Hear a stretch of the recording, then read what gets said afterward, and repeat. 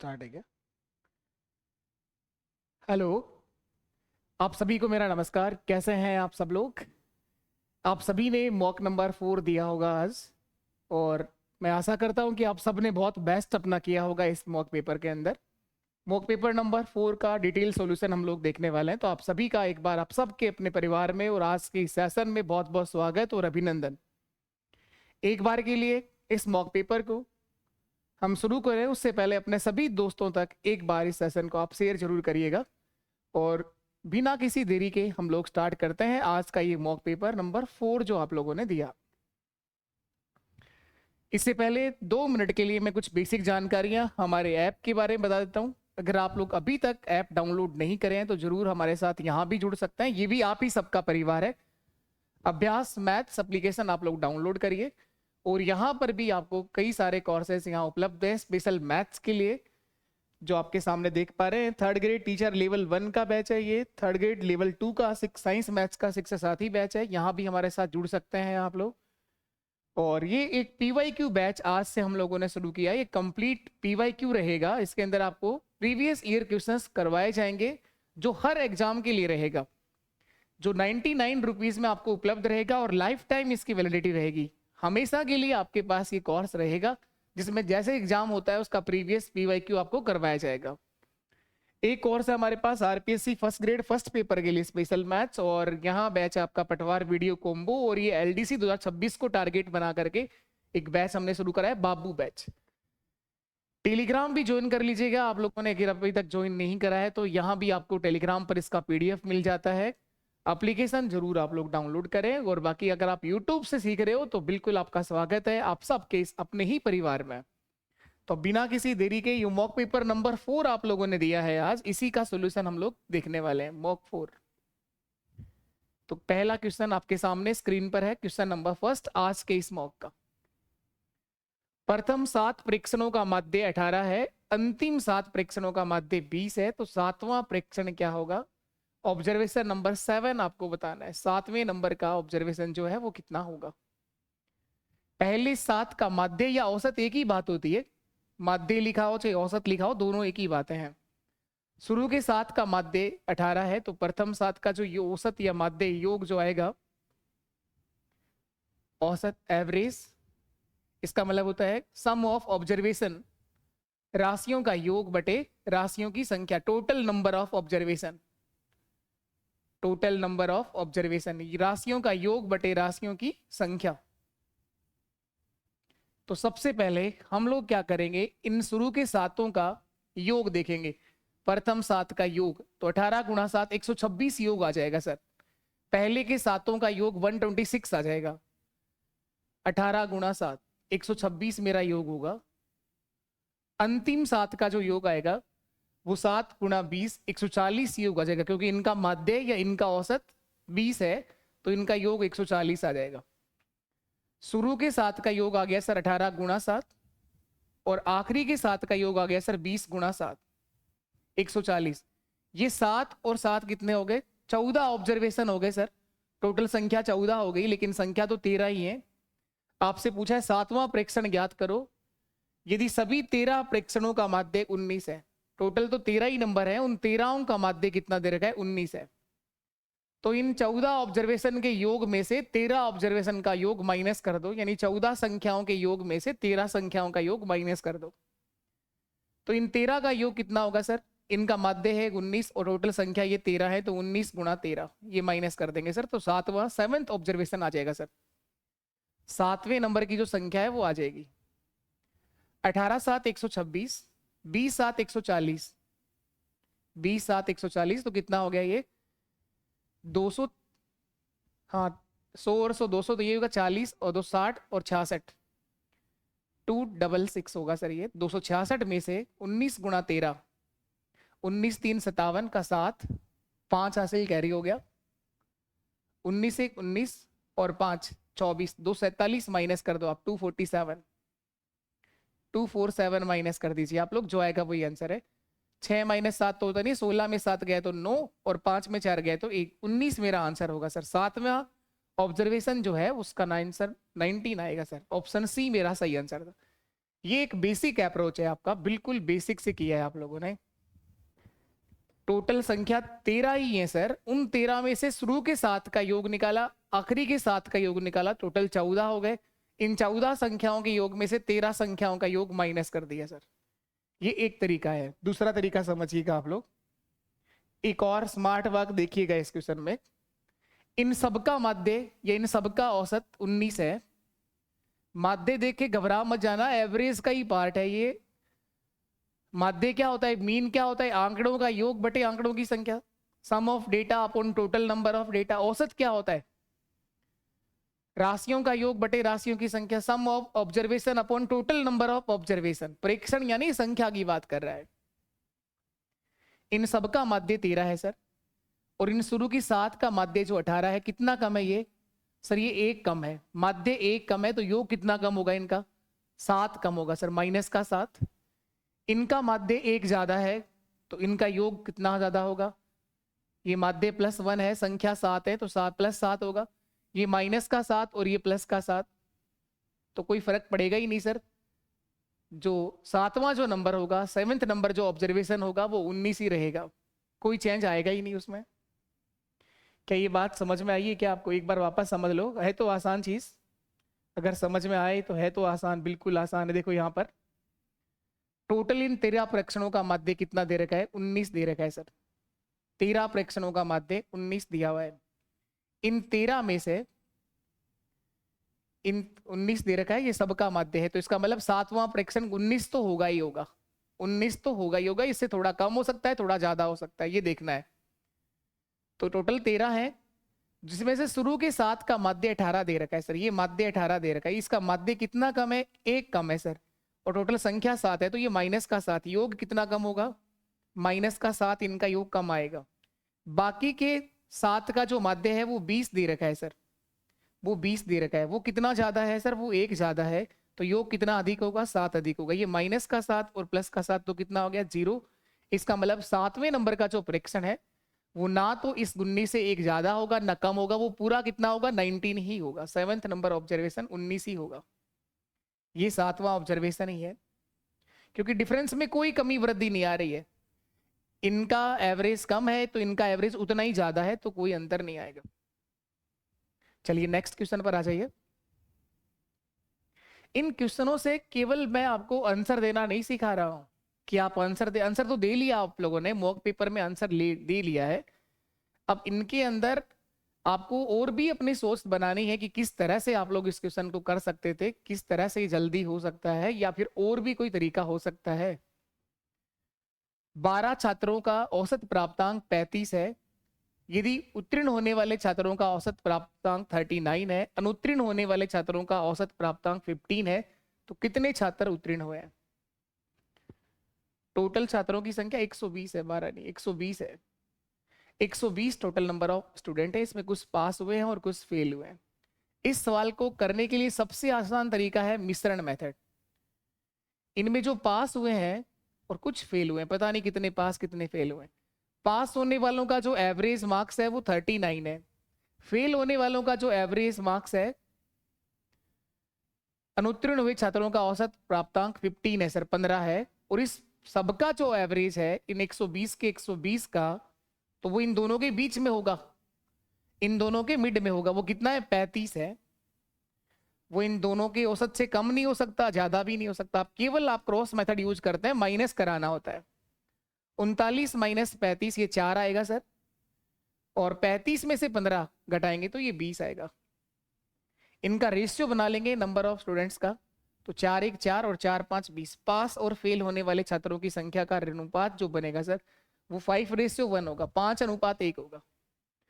पास और फेल होने वाले छात्रों की संख्या के बीच जो अनुपात बनेगा वो 5:1 होगा। आपसे क्या पूछा गया, पास होने वाले छात्रों की संख्या पूछ रहा है सर। तो 120 टोटल है, टोटल के नीचे टोटल आएगा 6 और गुणा कर देंगे आप 5 से, 6 से कटेगा ये 20 बार, और 20 गुणा 5 कितना हो जाएगा, 120। यही मेरा आंसर है। तो इस सवाल को करने के लिए बेस्ट अप्रोच है आपका मिश्रण एलिगेशन, जो आपको सिखाया भी गया है। मिश्रण का यूनिट मैंने पढ़ाया भी है, क्योंकि क्वेश्चन यहां से फंसता ही है। 100 छात्र 120 में से क्या हुए हैं सर, पास हुए हैं। 100 पास हुए। एक तरीका था ये, आप में से किसी ने अगर इस तरह से ना करके बिल्कुल बेसिक अप्रोच लगाइए तो वो भी आसान है, उसको भी सीखिए आप लोग। इसका बिल्कुल बेसिक कंसेप्ट होगा तो ये भी बेसिक, इसको एलिगेशन बोलते हैं। पर इन 120 छात्रों का एवरेज मार्क्स दे रखा है सर, वो 35 है, 35 है। इन 120 में से पता नहीं सर पास कितना हुआ है, तो पास मैंने x लिख दिया, तो फिर फेल कितना हुआ है? 120 minus x, 120 minus x, total तो 120 ही है। 120 में से अगर x पास हुआ है तो फेल कितना हुआ है? 120 माइनस एक्स। इनका जो एवरेज दे रखा है, औसत दे रखा है, वो 39 है। इनका एवरेज दे रखा है वो कितना है? वो सर 15 है। ये 15 है, 15 है। इनके कुल मार्क्स कितने आएंगे? औसत मार्क्स कैसे निकालते हैं? एवरेज अंक, टोटल अंक, और नीचे क्या करते हैं? छात्रों की संख्या से डिवाइड करते हैं। तो एवरेज 39 है, तो कुल मार्क्स आ जाएगा सर 39x। इन x छात्रों का टोटल मार्क्स आ जाएगा सर 39x। इनका कितना आ जाएगा? 120 माइनस एक्स को गुणा करेंगे सर 15 से, ये इन छात्रों का कुल मार्क्स आ जाएगा। और इस पूरी क्लास का टोटल मार्क्स कितना आ जाएगा? इन सब का टोटल कितना आ जाएगा सर? 120 गुणा 35, 0, 12 5 60 का 0, 12 3 36, 36 और 6 42, टोटल मार्क्स 4200 है सर। 4200 अंक है सब छात्रों के टोटल। 120 गुणा 35, अब इनको छोड़िए आप लोग, बराबर में यही आना चाहिए। 39x 39x प्लस ये 15 गुणा होगा 120 से, 15 गुणा 12 180 होता है, और एक 0 1800 माइनस 15x बराबर में सबका कुल मार्क्स, पास और फेल होने वाले छात्रों के टोटल मार्क्स। तो 120 छात्र हैं और एवरेज 35 का है, तो कुल मार्क्स हो गए सर 4200, 4200। कहां से आया ये सर? ये गुणा किया है 35 को 120 से, 35 को 120 से गुणा किया है, 0 आ गया, 35 दुआ 70 का 0 आ गया, 7 हासिल कैरी हो गया, 35 एक 35 और 7 कितना होता है? 42। इसको सरल कर दो, ये प्लस का 1800 आगे जाके माइनस होगा। 39x में से 15x घटाओगे 24x बचेगा सर, और 4200 में से 1800 घटाओगे 2400 बचेंगे सर। x बराबर 2400 में 24 का भाग दे दीजिए, 100 बार भाग चला जाएगा सर। ये यही मेरा आंसर है 100। ये 2400 ही बचेगा क्या? देख लो आप घटा करके, 2 तो 0 है ही, 12 में से 8 गए तो 4, और 3 में से 2 गया तो, सॉरी यहाँ 3 में से 1 गया तो 2, 2400 बिल्कुल ठीक है 2400। ये 24 कहां से आया? 39x प्लस का है, 15x माइनस का है, 39 में से 15 माइनस करेंगे तो 24x बचेगा। बेसिक से करो तो ये रहा, मिश्रण से करो तो ये रहा। चलिए नेक्स्ट क्वेश्चन। परसेंटेज का एक अच्छा सवाल आपसे पूछा गया था, और ये सवाल हमेशा से ही ट्रेंडिंग में रहने वाला सवाल है। चीनी की कीमत 20% कम हो जाती है। एक गृहिणी को 240 रुपए में 6 किलो चीनी अधिक प्राप्त होती है। इस कारण एक गृहिणी जो है वो 240 रुपए में 6 किलो चीनी अधिक खरीदने में सक्षम हो जाती है। तो पूछा कि चीनी का प्रति किलो मूल कीमत क्या है? ओरिजिनल प्राइस बताना है, जो पहले वाला, कमी से पहले जो उसकी मूल कीमत थी, रियल जो प्राइस था वो बताना है। तो देखिए, पहले मैं आज का देखना चाहूं तो आज का भाव देखूंगा, चीनी का वर्तमान भाव, चीनी का प्रेजेंट प्राइस, वर्तमान भाव। वर्तमान भाव देखने के लिए तो कुछ नहीं करना होता है, प्रेजेंट प्राइस जो आएगा वो 6 किलो का आएगा सर। 6 किलो कितने रुपए हैं? 240।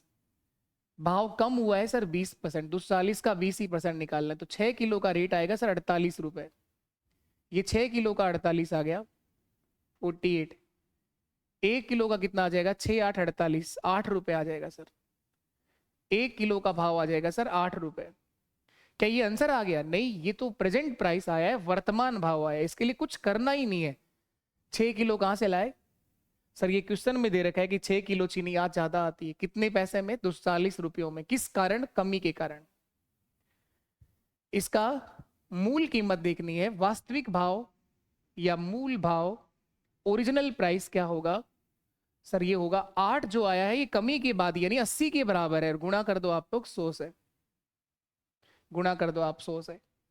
8 के बटे में 80 क्यों आया? क्योंकि ये भाव जो आया है आज का वो 20% कमी के बाद है, इसका मतलब 80 के बराबर है। 8 से 8 कट गया सर, 10 रुपए मेरा आंसर आ गया। ओरिजिनल जो प्राइस था वो 10 रुपए किलो चीनी का भाव था सर, 10 रुपए किलो। ये मेरा आंसर है 10 रुपीज। ऑप्शन ए मेरे सवाल का सही जवाब था, 10 रुपए किलो। सर इसे रेशियो से भी करा दीजिए। चलिए वो बिल्कुल हम लोग रेशियो से भी समझ लेते हैं। इसी क्वेश्चन को अगर रेशियो मेथड से भी कई बच्चे करते हैं, जिस तरह से करो आप लोग, आपकी मर्जी, जैसा आपको अच्छा लगे। मैं आपको हर एक बात सिखा सकता हूं, करना आपको है बस। 20% का मतलब होता है सर 20/100, यानी 1/5। 1/5 ये 20% है सर। भाव कम हुआ है तो यहां लिखेंगे सर प्राइस, भाव। भाव कम हुआ है 5 से, कितना हो जाएगा भाव? 4 हो जाएगा सर चीनी का भाव। अगर आप खर्चा सेम रखना चाहते हैं, भाव आपका कम हुआ है, तो कंजप्शन आपको बढ़ाना पड़ता है। इनका रेशियो इनवर्स होता है सर। क्वांटिटी जो अगर आप इसके इनवर्स होगी ना, कंजप्शन जो होगा सर वो 4 से 5 हो जाएगा, तो खर्चे में कोई परिवर्तन नहीं आएगा। अगर आप खर्चा चेंज नहीं करना चाहते हैं तो पहले अगर 4 किलो चीनी ला रहे थे तो 5 किलो चीनी आ जाएगी। कितना ज्यादा आई? 1 किलो। इस 1 इकाई का मान 6 किलो दे रखा है सर। इस 1 इकाई का मान कितना दे रखा है? 6 किलो चीनी ज्यादा आ रही है। ये तो ये कह रहा है 6 किलो चीनी ज्यादा आ रही है, तो 1 इकाई का मान 6 हो गया। तो पहले चीनी आती थी सर 6 गुणा 4 24 किलो। 24 किलो चीनी का क्या रेट था? 240 रुपए। 240 रुपए, 24 किलो 240 की आती है, तो 1 किलो कितनी की आएगी सर? 10 रुपए की। पहले जो भाव था 1 किलो का 240/24, 10 रुपए किलो मेरा सही जवाब है, 10 रुपीज पर केजी। यही मेरा आंसर। आज का अगर भाव देखना हो तो आज चीनी आएगी 6 गुणा 5 30 किलो। 30 किलो चीनी आएगी 240 में। भाव अगर निकालना हो 240 में 30 का भाग दे दो, 8 रुपए किलो। ये रेशियो वाला मेथड भी बेस्ट है। डिजाइन का फर्क है जी, बाकी कुछ नहीं है। दोनों ही तरीके अच्छे हैं, कोई फॉर्मूला याद करना नहीं है। क्वेश्चन बहुत बार रिपीट होता है ये। नेक्स्ट क्वेश्चन मिश्रण से है। 4% चीनी वाले 6 लीटर घोल में से 1 लीटर पानी को वाष्पित कर दिया गया है, तो बचे हुए घोल में चीनी का परसेंटेज क्या होगा? बचे हुए घोल में चीनी का प्रतिशत बताना है सर। घोल या मिश्रण एक ही बात होती है सर। मिश्रण है कितना? 6 लीटर। मिश्रण है सर 6 लीटर, जिसमें चीनी है 4%। चीनी कितनी है? 4%। चीनी की मात्रा है सर 4%। 6 का 4% कितना होता है? 6 गुणा 4/100, 0.24 लीटर, 0.24। ये चीनी की मात्रा आ गई सर। कम से कम इतना तो करना आना ही चाहिए आपको। 6 लीटर का घोल है, 4% चीनी है। अब इस घोल को वाष्पित गर्म करके वाष्प द्वारा उड़ा दिया गया, 1 लीटर उड़ा दिया गया, तो क्या चीनी भी उड़ गई क्या? सर चीनी नहीं उड़ती है, कितना ही वाष्पित कर दो चाहे चीनी नहीं उड़ेगी। तो शेष मिश्रण या घोल कितना बचा है सर? 5 लीटर बचा है। शेष घोल या मिश्रण कितना बचा है? 5 लीटर बचा है सर। 6 में से 1 कम हो जाएगा, ये 5 लीटर। कई बार तो क्या करता है, पानी डालता है, कई बार उड़ा देता है, क्या फर्क पड़ रहा है? अगर क्वेश्चन पढ़ना आ रहा है तो सब कुछ सही है। चीनी की मात्रा तो वही है, चीनी का परसेंटेज बदलेगा सर। अब चीनी कितना प्रतिशत होगा इस नए घोल में? चीनी का परसेंटेज, शेष बचे हुए घोल में चीनी का प्रतिशत 0.24/5 और गुणा, परसेंटेज देखने के लिए 100 से इंटू कर दो सर। 5 से कटेगा 20 बार, 24 गुणा 20, 24 का दुगना 48, 480। पॉइंट के बाद 2 अंक आएंगे, यानी 4.8%, 4.8% चीनी होगी सर। ये परसेंटेज में आया है आंसर ना, 4.8%, 4.8% चीनी है। अब इस घोल के अंदर 4.8% चीनी है। बहुत ही बेसिक सवाल है। 6 लीटर का घोल क्वेश्चन में दे रखा है, 4% चीनी है। 6 का 4% कितना होता है? 0.24। वाष्प द्वारा 1 लीटर उड़ा दिया, 5 बच गया। अब चीनी कितना पर? क्या पूछे, इससे आसान कोई सवाल बन सकता है? फिर भी ये आधी जनता तो हमेशा डाउट ही लेके चलती है, वो भेजता ही रहती है, कभी किसी को भेज देती है, डाउट है सर इसमें, इसमें डाउट है सर, चीनी का क्या होगा? वाष्प द्वारा चीनी भी उड़ जाती है क्या सर? क्या ही चीनी उड़ती है पता नहीं। नेक्स्ट क्वेश्चन देखिए, 8 कीवी 40 रुपए में बेच करके एक आदमी को 20% का नुकसान होता है। 8 कीवी को 40 में बेचने कर 20% नुकसान होता है। 30 रुपए में कितना कीवी बेचेगा कि 20% लाभ होगा? तो विक्रय मूल्य दे रखा है सर, सेलिंग प्राइस दिया हुआ है, कितना दे रखा है विक्रय मूल्य? 40 रुपए, ऊपर रुपया लिखिए। 40 रुपए में 8 कीवी बेची गई है सर, 40 में 8 कीवी बेची गई है। ऐसा होने पर नुकसान हुआ है, लॉस हुआ है सर, 20% की हानि हुई है। हानि हुई है यहां पर 20%। 30 रुपए में कितना कीवी बेचेगा कि 20% लाभ होगा? आप चाहो तो इसको सरल कर सकते हो, चाहो तो एज इट इज लिख लो आप लोग। सेलिंग प्राइस दे रखा है सर, सेलिंग प्राइस ही पूछा है, विक्रय मूल्य देके विक्रय मूल्य ही पूछा है, लेकिन लॉस का दे रखा है, प्रॉफिट जानना चाहता है। अब कमाना चाहता है 20% प्रॉफिट, तो 40/8, 40/8 ये विक्रय मूल्य है लॉस का। 40 रुपए में 8 कीवी बेच करके कम पैसा कमाया है आपने, 20%। इसका मतलब सर ये 80 के बराबर है, और प्रॉफिट लेना चाहते हो तो 120 का गुणा कर दो। इसके नीचे तो 80 आएगा, गुणा में 120 आएगा। 40 से काटोगे 2 बार, 40 2 80, 2 से काटोगे 60 बार, 2 से फिर काट दो 4 बार, 2 से कट जाएगा सर 30 बार। तो ऊपर रुपया है, नीचे कीवी है। 30 रुपए में कितना कीवी बेचोगे? 4। यही आपका आंसर है। 30 रुपए की 4 कीवी बेचेंगे सर। पूरा ही लिखा पढ़ी करना चाहो जिस तरह से बचपन में करते थे तब भी बेसिक ही तरीका है, बेसिक ही सवाल है, बहुत आसान और बेसिक सवाल है। 8 कीवी 40 में बेची गई है। 8 कीवी का बेचा गया मूल्य 40 रुपए है। 8 कीवी का विक्रय मूल्य 40 रुपए है सर, सेलिंग प्राइस है 40 रुपीज। 1 कीवी का विक्रय मूल्य कितना होगा? 1 कीवी का सेलिंग प्राइस 40/8, 5 रुपए होगा सर। 1 कीवी का सेलिंग प्राइस 5 रुपए होगा। क्या ये बात सही है? आप यहां भी कर सकते थे ये चीज, 8 का भाग देते 5 रुपए आता है 1 कीवी का। ये 5 रुपए जब आया है तब आपको नुकसान हुआ है कितना परसेंट? 20%। अब आपको प्रॉफिट लेना चाहते हैं 20%। अब आप लाभ कमाना चाहते हैं 20%, तो सेलिंग प्राइस क्या होगा? तो विक्रय मूल्य बराबर क्रय मूल्य 5 है जो नो लॉस का है, तो 80 के बराबर है, गुणा करेंगे आप 120 से। 120 से 40 2 80, 40 3 120, 5 गुणा 3 15 का आधा कितना होता है? 7.5 रुपए की कीवी बेचेंगे सर। 7.5 रुपए ये 1 कीवी का प्राइस आया, क्योंकि आपने ये 5 किसका लिखा है? 1 कीवी का। ये 5 रुपए कितनी कीवी का बनाया था? 1 कीवी का। तो ये विक्रय मूल्य कितनी कीवी का आया है? 1 कीवी। 7.5 रुपए में 1 कीवी बेचनी है। ये कह रहा है 30 रुपए में कितनी बेचोगे? 7.5 रुपए में कीवी बेचेगा 1, कीवी बेचा 1 रुपए में क्या कीवी देगा क्या? 1 रुपए में कीवी बेचेगा 1/7.5। 30 रुपए में कितनी कीवी बेचेगा? 30 रुपए में 1/7.5 गुणा 30।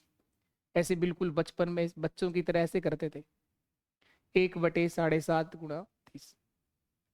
ये पॉइंट अगर परेशान करे तो इसको हटा के 1 0 बढ़ा देते हैं ऊपर, 75 से पूरा कट जाता है ये 4 बार। तो 30 रुपए में 4 कीवी बेचेंगे सर।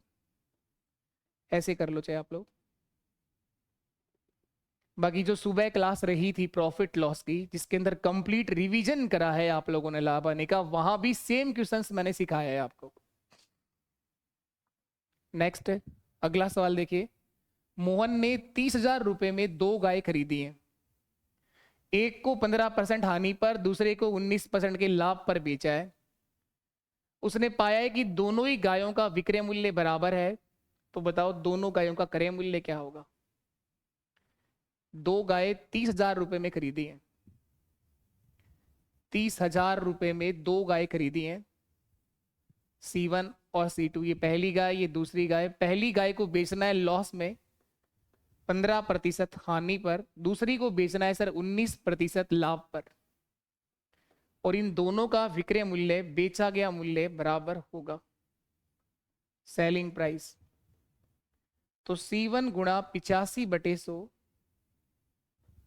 बराबर C2 गुणा 119/100, इसको लाभ में बेचना है सर।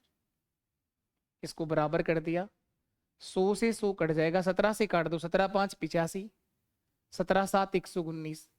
तो C1 और C2 दोनों गायों के क्रय मूल्य का जो रेशियो आएगा सर वो 7:5 होगा।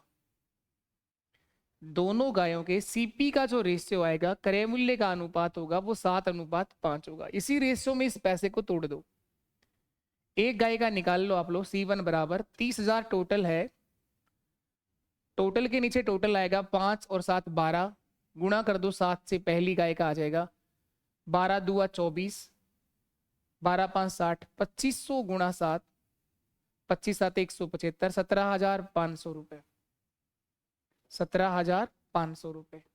तो दूसरी गाय का एक ही ऑप्शन में है 17,500, 12,500, दूसरी का आ जाएगा 12,500। बाकी यहाँ 5 से गुणा कराओगे, 25 गुणा 5 125 ही होता है, 12,500। चलिएगा, इसके बाद नेक्स्ट क्वेश्चन है प्रॉफिट लॉस में डिस्काउंट से। 3 खरीदोगे अगर आप कोई वस्तु तो आपको 1 मुफ्त में मिलेगी, 3 का पैसा लगेगा, 1 फ्री में मिलेगी। ये बहुत बेसिक सवाल होते हैं डिस्काउंट के। 3 खरीदने पर 1 फ्री में मिलेगा, इसका क्या मतलब है सर? पैसा 3 का लगेगा, 1 फ्री में मिलेगा। इसका मतलब टोटल 4 वस्तुएं आएंगी जिसमें से 1 फ्री में है। टोटल आपके पास 4 वस्तु आ गई जिसमें से 1 फ्री में है, तो आपको कितना डिस्काउंट दिया जा रहा है? छूट का प्रतिशत 1/4 गुणा 100। परसेंटेज देखने के लिए 100 से गुणा कर दो सर, 4 से कटेगा 25 बार, 25% डिस्काउंट मिल रहा है, 25% छूट। 3 खरीदो 1 फ्री में ले जाओ, इसका मतलब है टोटल अगर आप 4 वस्तु 3 खरीद के लाए हो, 3 के तो पैसे लगे हैं और 1 आपको फ्री में मिली, यानी टोटल 4 वस्तुएं मिली आपको, उसमें से 1 फ्री में है, तो छूट कितना? 1 ही मिली है ना। कितनों पर मिली है? टोटल तो 4 हो गई ना कुल वस्तुओं की संख्या, तो 1/4 गुणा 100। चलिए नेक्स्ट क्वेश्चन देखिए आप लोग। ए ने बी को 5,000 रुपए दिए 2 वर्ष के लिए और 3,000 रुपए सी को दिए 4 वर्ष के लिए। साधारण ब्याज पर समान ब्याज की दर से उधार दिया, उन दोनों से कुल मिलाकर 2,200 रुपए ब्याज प्राप्त किया हो, तो बताएं प्रति वर्ष ब्याज की दर कितना है? रेट ऑफ इंटरेस्ट बतानी है प्रति वर्ष की। बी और सी, ए ने 2 लोगों को पैसा दिया, बी और सी को। बी को कितना दिया? 5,000 रुपए 2 साल के लिए, इसका टाइम है सर 2 ईयर। इसको पैसा दिया 3,000 रुपए कितने वर्ष के लिए? 4 वर्ष के लिए, 4 ईयर। रेट ऑफ इंटरेस्ट इसमें भी R% है, इसका भी R% है, दोनों के लिए ब्याज की दर सेम रही और दोनों से टोटल ब्याज कमाया सर 2,200 रुपए, 2,200 रुपए ब्याज कमाया। तो बताओ ब्याज क्या होता है? प्रिंसिपल मूलधन गुणा दर गुणा समय बटे 100। 5,000 गुणा 2 गुणा R/100, तो 2 जीरो तो कट जाएंगी, 50 गुणा 2 100 R आ जाएगा सर, ये 100 R इसका ब्याज आ जाएगा। क्या ये बात सही है? क्या ब्याज निकाला है? SI का फॉर्मूला क्या होता है? P into R into T/100, PRT/100। तो 5,000 गुणा 2 गुणा R/100, 3,000 गुणा 4 गुणा R/100, 2 जीरो फिर कट जाएगा, 3 गुणा 4 120R। टोटल करूंगा तो बराबर में 2,200 आना चाहिए सर। 100 और 120 कितना हो गया? 220R हो गया सर, ये 220, 220R बराबर 2,200 है, तो R का मान 10% आ जाएगा सर, 2,200 बटे 220, 2,200 बटे 220, R इक्वल टू 10%। आसान था क्वेश्चन, बहुत आसान था, लेकिन फिर भी कुछ छोड़ दिए हैं तो छोड़ ही दिए होंगे, बाकी क्वेश्चन बहुत इजी है। R equal to 10%। Rate of interest दोनों के लिए सेम थी, ए ने इन दोनों को पैसा दिया, अलग अलग टाइम था अलग, लेकिन रेट ऑफ इंटरेस्ट दोनों के लिए सेम था। यहां से ब्याज होगा टोटल 100R, यहां से ब्याज होगा 120R, दोनों को जोड़ूंगा तो 220R बराबर 2,200 है, तो R बराबर कितना आ जाएगा? यही मेरा आंसर है। एक व्यक्ति ने 12 वर्ष तथा 14 वर्ष की आयु के दो बेटों के बैंक खातों में 18,750 रुपए जमा किए। इस प्रकार जमा कराए कि 5% वार्षिक चक्रवर्ती ब्याज से उनको 18 साल की आयु होने पर समान राशि मिलेगी। तो इस राशि में बड़े वाले बेटे के लिए कितना पैसा जमा करवाया गया था, जमा कराएगी राशि बतानी है। A man deposit 18,750 rupees in a bank account. His two sons, दोनों की दोनों एज दे रखी है 12 और 14। They receive equal amount of the age of 18। जब ये 18 साल के होंगे तो इनको बराबर पैसा मिलना चाहिए और रेट ऑफ इंटरेस्ट दोनों के लिए सेम है, 5% की दर से इनको ब्याज बैंक देगा। तो आपसे पूछा गया है कि इसने बड़े बेटे के पास कितना पैसा जमा किया है। 18,750 टोटल राशि है सर। अगर थोड़ा सा भी ध्यान से क्वेश्चन को पढ़ें, दो बेटे हैं, दोनों में 18 साल का होने पर पैसा मिलेगा दोनों को जब ये 18 इयर्स के हो जाएंगे, और दोनों के लिए रेट ऑफ इंटरेस्ट सेम है, लेकिन टाइम दोनों का अलग अलग होगा। छोटे वाला जो बेटा है इसका वो अभी 12 साल का है सर, उसके 18 होने में 6 साल का समय बाकी है, वो 6 साल तक बैंक से ब्याज कमा सकता है। बड़े वाला बेटा है सर, वो 14 साल का है, उसका 18 का होने में 4 साल बाकी है सर, वो ब्याज अगले 4 साल तक कमा सकता है। तो इसका मतलब आपको समझ में आना चाहिए कि इस राशि में से ज्यादा पैसा सर बड़े वाले बेटे को देना पड़ेगा। इस 18,750 के दो बराबर बराबर हिस्से भी करूं, 18,000 का आधा होता है 9,000, तो 9,000 से तो अधिक ही देना पड़ेगा। एक ही ऑप्शन था 9,750, कुछ करने की जरूरत ही नहीं। 9,750 बड़े वाले बेटे के लिए जमा कराएगी राशि कितना होगी, 9,750। समझ ही नहीं आया सर, क्या ही कह गया आपने, आप ही समझ लिया आपने, आप ही समझ गए। ऐसे ही समझ में आता तो कुछ ही कर लेते आप, समझ में आ सकता है आपको, ऐसी बात नहीं नहीं आएगा। आप देखो, आप आएगा 100% आएगा। 18,750 रुपए टोटल है। मैं आपको क्या सिखाने की कोशिश कर रहा हूं कि इसके दो बेटे हैं, इसका एक बेटा जो 12 साल का है, दूसरा बेटा जो है वो कितने साल का है, वो 14 साल का है सर। एक नंबर इसको बोल दो, दूसरा नंबर का ये बोल दो। दोनों के लिए रेट ऑफ इंटरेस्ट 5% इसके पास है, ब्याज की दर 5% इसके पास है सर। इसे 18 का होने में 6 साल बाकी हैं सर, इसे 18 साल का होने में 4 साल बाकी हैं। टोटल इनको पैसा जो मिलेगा 18 साल पर मिलेगा। 18 वर्ष की आयु होने पर इन दोनों को समान राशि मिलेगी। तो 18 साल के बाद जो राशि मिलेगी, क्या वो ब्याज थोड़ी ना होगी सर, वो मिश्र धन होगी। प्रिंसिपल तो है ये, और उसका ब्याज वो जुड़ेगा, तो 18 साल के बाद जो इनको पैसा मिलेगा वो मिश्र धन कहलाएगा। बताइए ये कितना ब्याज कमाएगा सर, ये 30% ब्याज कमा लेगा, 5% हर साल कमाएगा। ये कितना ब्याज कमा लेगा सर, ये 20% ब्याज कमा लेगा। तो ये पहले बेटे का, इस वाले का, छोटे वाले का जो मिश्र धन होगा सर, वो होगा 130/100।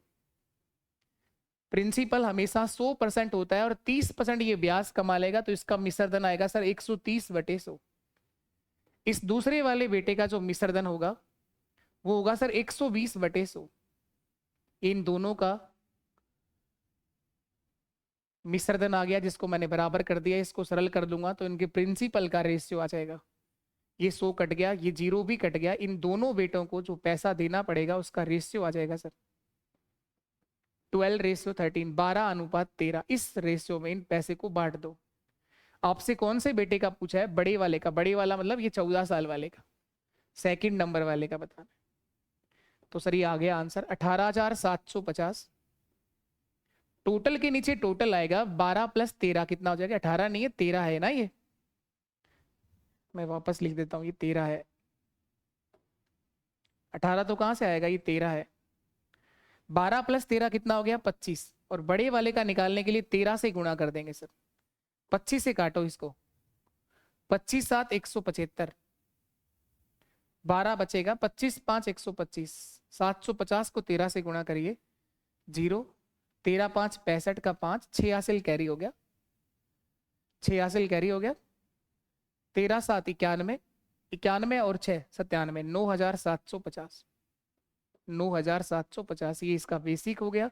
और बाकी आंसर तो आप लोगों ने थोड़ा सा बुद्धि का इस्तेमाल किया, 18,750 टोटल है।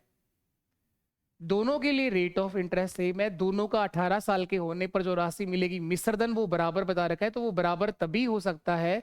उसको बराबर करने का एक ही तरीका है कि बड़े वाले पैसे को ज्यादा पैसा दो, बड़े वाले बेटे को ज्यादा पैसा दो, बड़े वाले पैसे को नहीं, बड़े वाले बेटे को ज्यादा पैसा दो, क्योंकि उसे ब्याज कमाने के लिए 4 ही साल शेष है। तो 18,750 का आधे से ज्यादा पैसा देना पड़ेगा। आधा कितना होता है इसका? अगर हाफ भी करूं तो मैं 9,000 तो सीधा ही हो गया, 750 का आधा और करना पड़ेगा, उससे तो अधिक पैसा मिलेगा। तो ऐसा एक ही ऑप्शन था, पर वो बाई लक था। हो सकता है ऐसे 2 ऑप्शन आ जाए तो करना पड़ेगा, आपको करना पड़ेगा। तो ऐसा कोई मुश्किल काम नहीं है, एक लाइन है समझने की बस, मिश्रधन बराबर की है। प्रिंसिपल हमेशा 100% होता है, मूलधन हमेशा 100% होता है। सिंपल इंटरेस्ट ही क्यों लगाया, बात ये है समझने की। ऐसा ही क्यों किया, सीआई का भी तो बन सकता था क्वेश्चन ये। तो इसके अंदर केवल इंटरेस्ट की बात हो रही है, और सीआई कहीं यूज नहीं करा, ना हिंदी में कहीं कंपाउंड लिखा है, ना हिंदी में चक्रवर्ती ब्याज लिखा है, ना कहीं इंग्लिश में शब्द यूज किया है। तो आप ऐसा ही से करेंगे क्वेश्चन का। चलिए नेक्स्ट क्वेश्चन। किसी धन पर 5% की दर से तीसरे वर्ष में चक्रवर्ती ब्याज और साधारण ब्याज का अंतर 183 रुपए है, तो बताएं राशि कितना होगी। The difference between compound interest and simple interest on a certain amount is 5% per annum for 3 year. 3 साल के लिए, तीसरे वर्ष में, 3 वर्ष में चक्रवर्ती ब्याज और सीआई का जो डिफरेंस है वो 183 रुपए है। तो प्रिंसिपल आपसे पूछा गया है, सिखाया है क्वेश्चन, इस तरह के सवाल करना बहुत अच्छे से प्रॉपर सिखाए हैं। बहुत सारे तरीके हैं, 5-5 तरीकों से मैंने सीआई को करवाया है, कैसे भी कर लें आप लोग। सबसे पहला तरीका, अगर आप चाहें तो यहाँ पर डायरेक्ट फॉर्म यूज कर सकते हैं। 2 साल और 3 साल के लिए डायरेक्ट फॉर्म भी सिखाई है, डिफरेंस अंतर देखने का। डी बराबर होता है सर पी गुणा आर बटे 100 का स्क्वायर। ये डिफरेंस देखने का डायरेक्ट फॉर्म है 2 साल के लिए। और अगर टाइम 3 ईयर्स हो तो एक चीज और आ जाती है, 300 प्लस आर बटे 100, 300 प्लस आर बटे 100। ये डिफरेंस देखने का डायरेक्ट फॉर्मूला है 3 साल का। आप चाहें तो इसकी सहायता ले सकते हैं, इससे आंसर आ जाएगा। ये डिफरेंस देखने का डायरेक्ट फॉर्म है। देखिएगा मैं करता हूं इस सवाल को। अंतर दे रखा है सर 183 रुपए, अंतर की जगह अंतर लिख दो। प्रिंसिपल मुझे देखना है रेट ऑफ इंटरेस्ट कितनी है, 5%। तो 5/100 गुणा 5/100, 2 बार लिखना है, आर का स्क्वायर होता है, गुणा 300 प्लस 5, 305/100। इसको सरल कर लो, जितना जल्दी सरल करोगे उतना ही जल्दी आंसर आ जाएगा। सर ये कट गया, 5 गुणा 5 25, 25 से कितनी बार कट गया, 4 बार, 25 4 100। 4 से 2 नहीं कटेगा, 5 से काट लो 61 बार, 5 से कट जाएगा सर 20 बार। ऊपर केवल 61 बचा है, अब नहीं कट रहा है तो कोई बात नहीं, जबरदस्ती नहीं करनी है, प्रिंसिपल निकालना है। 183 तो पहले से आगे है, ये भाग वाली संख्याएं गुणा में आ जाएंगी, 4 गुणा 20 गुणा 100, ये सब इंटू में आ गए। 4 गुणा 20 गुणा 100, 61 से भाग दे देंगे सर इसको, 61 से 3 बार कट जाएगा सर ये 183। 3 गुणा 4 12, 12 गुणा 2 24, और 24,000 मेरा आंसर आ जाएगा, 24,000, 3 जीरो आ जाएंगे। ऑप्शन ए मेरे सवाल का सही आंसर है, 24,000। एक तो तरीका ये है डायरेक्ट फॉर्म, एक तरीका तो ये है जहां आप लोग डायरेक्ट फॉर्म का यूज करते हैं, डी बराबर पी गुणा आर बटे 100 का स्क्वायर गुणा 300 प्लस आर बटे 100। ये 3 साल का ठीक है। और बताएं आपको इसका करने का तरीका और भी हो सकता है, तरीके और भी बहुत सारे हैं। देखिएगा उसी का मैंने कॉपी किया है। अब मैं एक और बात समझा देता हूं, आप चाहें तो इसे कोड मेथड से कर सकते हैं। तो कोड मेथड कब लगाते हैं, जब पहले आपको रेट ऑफ इंटरेस्ट जो दे रखी है उसको सरल कर लिया करो। रेट ऑफ इंटरेस्ट 5% दे रखा है सर, ब्याज की दर कितना दे रखी है, 5%। इसको सरल कर लो आप लोग, 5%। इसका मतलब होगा सर 5/100 यानी 1/20, 1/20, 1/20, 1/20। तो यहाँ कोड मेथड लगाने के लिए आपके पास प्रिंसिपल होना चाहिए, मूलधन होना चाहिए, लेकिन इस सवाल में तो सर प्रिंसिपल दे ही नहीं रखा। तो मूलधन मान लीजिए आप लोग, माना मूलधन, प्रिंसिपल अपनी मर्जी से मान लीजिए, लेकिन सीआई का क्वेश्चंस अगर आप मान के करते हैं तो एक बात जरूर समझनी पड़ेगी आपको कि प्रिंसिपल क्या माने कि कैलकुलेट करना आसान हो जाए। सीआई के क्वेश्चन में मूलधन कितना मान के करें, आपको ये बात भूलनी पड़ेगी कि मैं हर सवाल को 100 मान के करूंगा। आंसर आ जाएंगे 100 मानने पर भी, लेकिन वो घर आने के बाद आएंगे, और घर आने के बाद भी आधे घंटे माथापची करने के बाद और लास्ट में कैलकुलेटर उठाना पड़ेगा। लेकिन हमें इस तरह से पेपर में नहीं फंसना है, ऐसे कोई नंबर को मान के नहीं फंसना है कि जो करते ही रह जाए हम लोग। तो उसके लिए मैंने इस रेट ऑफ इंटरेस्ट को सरल कर दिया। 20 आ रहा है नीचे, तो अगर टाइम 3 साल है तो इसका क्यूब कर लो आप लोग, 8,000 रुपये प्रिंसिपल मान लो, 20 गुणा 20 गुणा 20। अगर टाइम 2 ईयर्स हो तो 2 ही बार गुणा कर लो, 400 मान लो। जितनी बार टाइम, जितना टाइम दे रखा है उतनी पावर लगा दो इसके ऊपर, यही प्रिंसिपल मान लो। बड़े प्यार से सारे आंसर आ जाएंगे। अब बताइए कोड क्या सिखाया गया है, कोड मेथड सिखाया है आपको सीआई के अंदर। तुम में से किसी को याद है कोड मेथड क्या है? 2 साल का कोड होता है सर 2-1, 3 साल का कोड होता है सर 3-3-1, 4 साल का कोड होता है सर 4-6-4-1, 5 साल का कोड होता है सर 5-10-10-5-1। सिखाया भी है, याद भी कराया है। अगर आप किसी भी हमारे कोर्स में जुड़े हुए हैं, पेड कोर्स में, तो वहां भी बहुत बेहतर तरीके से सीखे हैं। यूट्यूब पे भी मैंने पूरा करवा रखा है, पूरा करवा रखा है। यहां पर देखिए आप लोग, 8,000 रुपये प्रिंसिपल है। इस 8,000 का 5% निकालने का मतलब 1/20। 3 साल का जो कोड होता है सर वो 3-3 और 1 होता है, 3-3-1। 8,000 का 5% निकालो या 20 का भाग दे दो, दोनों एक ही बात है, 400 आएगा सर। 400 का 5% 20 आएगा सर, और 20 का 5% 1 रुपये होगा। इनको गुणा करना है, 400 गुणा 3 1200। ये तो सिंपल इंटरेस्ट होगा, तो डिफरेंस में ये तो काम ही नहीं आता सर। डिफरेंस तो ये होगा 20 गुणा 3 60 और 1 गुणा 1 1। 60 प्लस 1 कितना होगा? 61 रुपए का अंतर आएगा। सबको जोड़ोगे तो सीआई आ जाएगा, सबको जोड़ोगे तो चक्रवर्ती ब्याज आ जाएगा 1261। 1261 ऐसा ही आ जाएगा सर 1200, साधारण ब्याज 1200, डिफरेंस आ जाएगा सर 61 रुपए का। अंतर कितने रुपए का आएगा? 61 रुपए का। इस कोड मेथड से भी कर सकते हैं।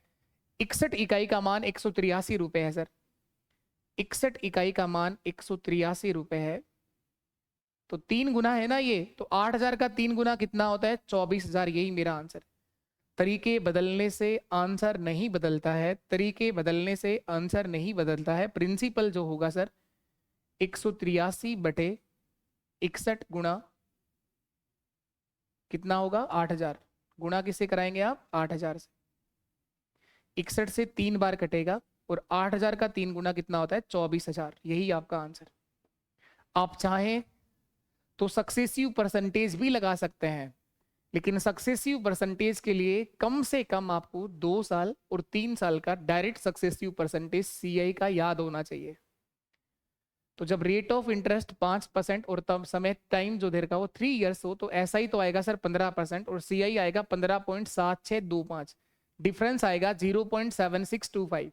उससे भी कर सकते हैं, कुछ बच्चे रेशियो से भी कर रहे होंगे इसको। जैसा आपको ठीक लगे वैसा कर सकते हैं, और आपको बार बार क्वेश्चंस को रिवाइज करने से समझ में आता है कि कब कौन सा तरीका बेस्ट है। बाकी आधी जनता तो कंफ्यूज ही होती रहती है, बोले सर इतने सारे तरीके बता देते हो, हमारा तो पेट ही दर्द कर जाता है, ऐसा लगता है कि उल्टी आएगी हमें। तो उल्टियां तभी आती हैं जब आपके पास आधा अधूरा ज्ञान हो। अगर आपने कोई टॉपिक पूरा सीखा है, बेसिक कंसेप्ट से सीखा है, हर तरीका सीख सकते हो और हर तरीके पे अपनी कमांड बना सकते हो।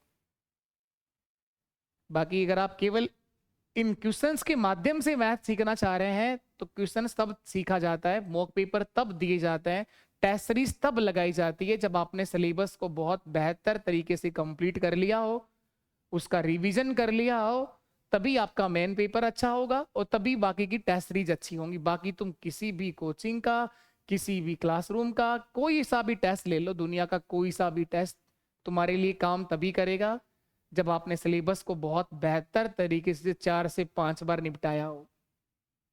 बाकी आप खुश भले ही हो जाइए, आपने टेस्ट दिए, मैंने इतने टेस्ट दे लिए, इतने टेस्ट दे लिए, इतने टेस्ट दे लिए, लेकिन मेन टेस्ट जो होना है वही है फाइनल। तो ना आर रेट ऑफ इंटरेस्ट 5% है सर, इसका मतलब क्या होता है? 5/100 यानी 1/20।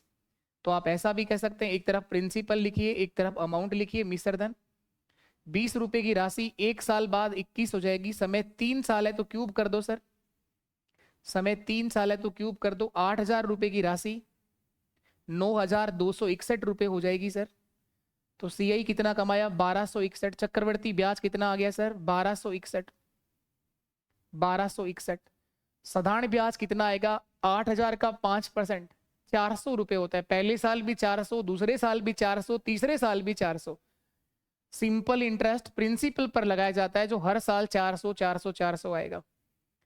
सिंपल इंटरेस्ट ₹1200 आएगा सर। यहाँ भी डिफरेंस देखिए आप लोग, वही बना है, दोनों तरीके ही तो एक ही हैं, इनमें थोड़ा सा फर्क है बस। ₹61 का डिफरेंस आएगा सर। इस 61 इकाई का मान 183 है और गुणा करेंगे 8,000 से। इस तरह से कर लो, कोड वाला मेथड यूज कर लो, डायरेक्ट फॉर्म यूज कर लो, जो आपको ठीक लग रहा हो ना उसमें कर लो। सक्सेसिव परसेंटेज लगा लो। नेक्स्ट क्वेश्चन देखिए। शंकर एक मशीन खरीदने के लिए, शंकर जो है वो एक मशीन खरीदने के लिए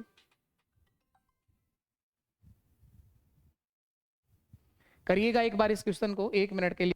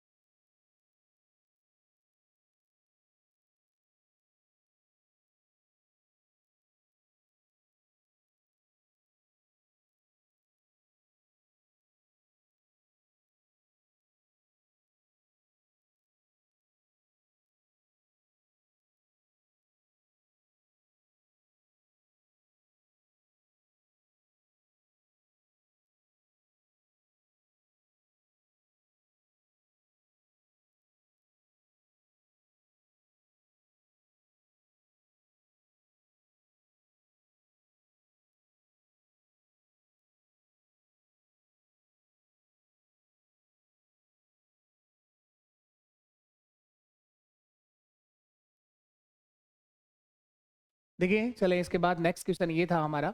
अगला सवाल ये देख रहे हैं आप लोग।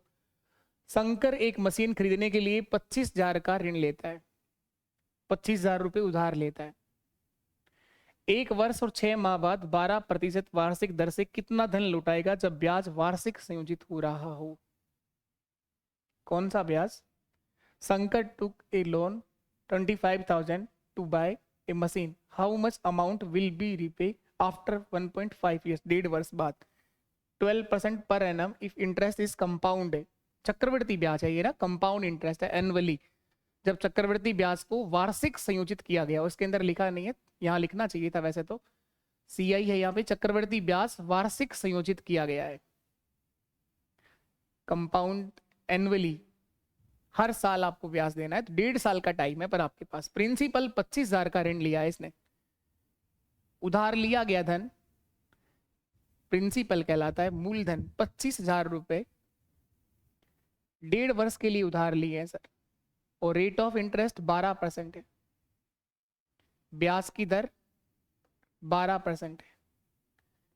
तो पहले साल तो आपका रेट ऑफ इंटरेस्ट 12% ही लगेगा, लेकिन उसके बाद तो आपके पास 6 महीने हैं, तो अगले साल के लिए सर ब्याज की दर जो है वो आधी हो जाएगी, 6%, क्योंकि पूरा साल तो ब्याज मिलेगा ही नहीं आपको।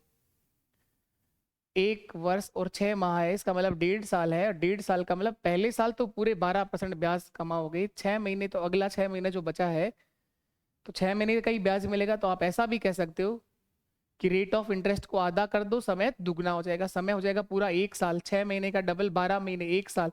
ब्याज की दर कितनी कर दो? 6% कर दो, रेट ऑफ इंटरेस्ट 6% कर दीजिए। बिल्कुल बेसिक करना चाहो जो बचपन में कभी करते थे। क्या पूछा आपसे? मिश्र धन ना, अमाउंट, ब्याज वार्षिक संयोजित, तो कितना धन लौटाया जाएगा? मिश्र धन आपसे पूछा, अमाउंट, लौटाया गया धन। ब्याज नहीं पूछा है, अमाउंट बताना है। तो मिश्र धन निकालने का बेसिक फॉर्मूला 25,000 गुणा पहले साल रेट ऑफ इंटरेस्ट 12% है, 1 + 12/100, सॉरी 1 + R/100 ना, 1 प्लस आर बाई 100, आर 12/100, इस तरह से लिखते हैं। 1 प्लस 12 नहीं, 1 प्लस आर बाई 100 की पावर टी, एक साथ। और उसके बाद नेक्स्ट ईयर जो आर होगा वो 6% होगा, 1 प्लस 6/100, 6/100 की पावर 1। इसको सरल कर लो, बिल्कुल बेसिक तरीका है, इससे भी आंसर आ जाएगा।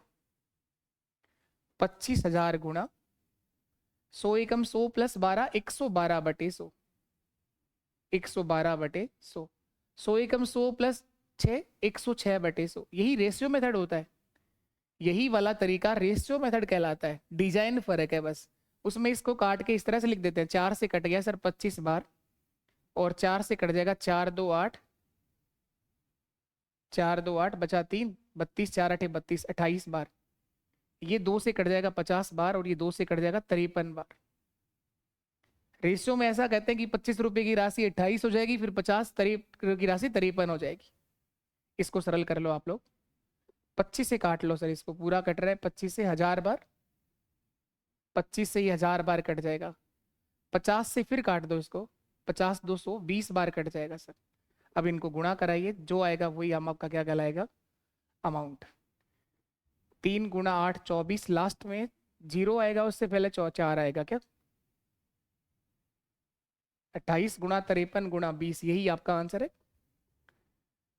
20 गुणा 28 गुणा 53, सही लिखा है क्या? हाँ, 25 से काटा है इसको 1000 बार, 50 से काटा है 20 बार, ठीक है। 106/100, ये 112/100,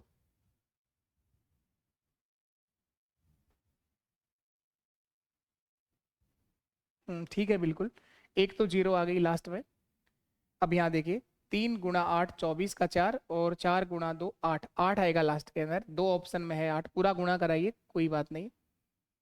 28 से गुणा करो पहले इसको, 28 गुणा 53, 28 गुणा 3 कितना होता है, 84 का 4, 28 3 30, 3 90 होते हैं, 28 3 84, 84, 4 आ गया, 6 हासिल कैरी हो गया सब, 8 हासिल कैरी हो गया सॉरी।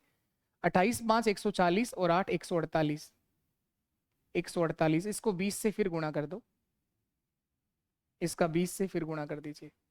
0 2 4 8, 2 8 16, 2 4 8 और 1 9 और 2, 29,680 रुपये, 29,680 रुपये अमाउंट होगा। ये एक बिल्कुल बेसिक तरीका है इसका, बिल्कुल बेसिक तरीका। इसे चाहें तो आप लोग ऐसे भी समझ सकते हैं। इसी का कॉपी करके एक बात और समझा देता हूं आपको, जो जैसा बेस्ट लगे वैसा कर लो।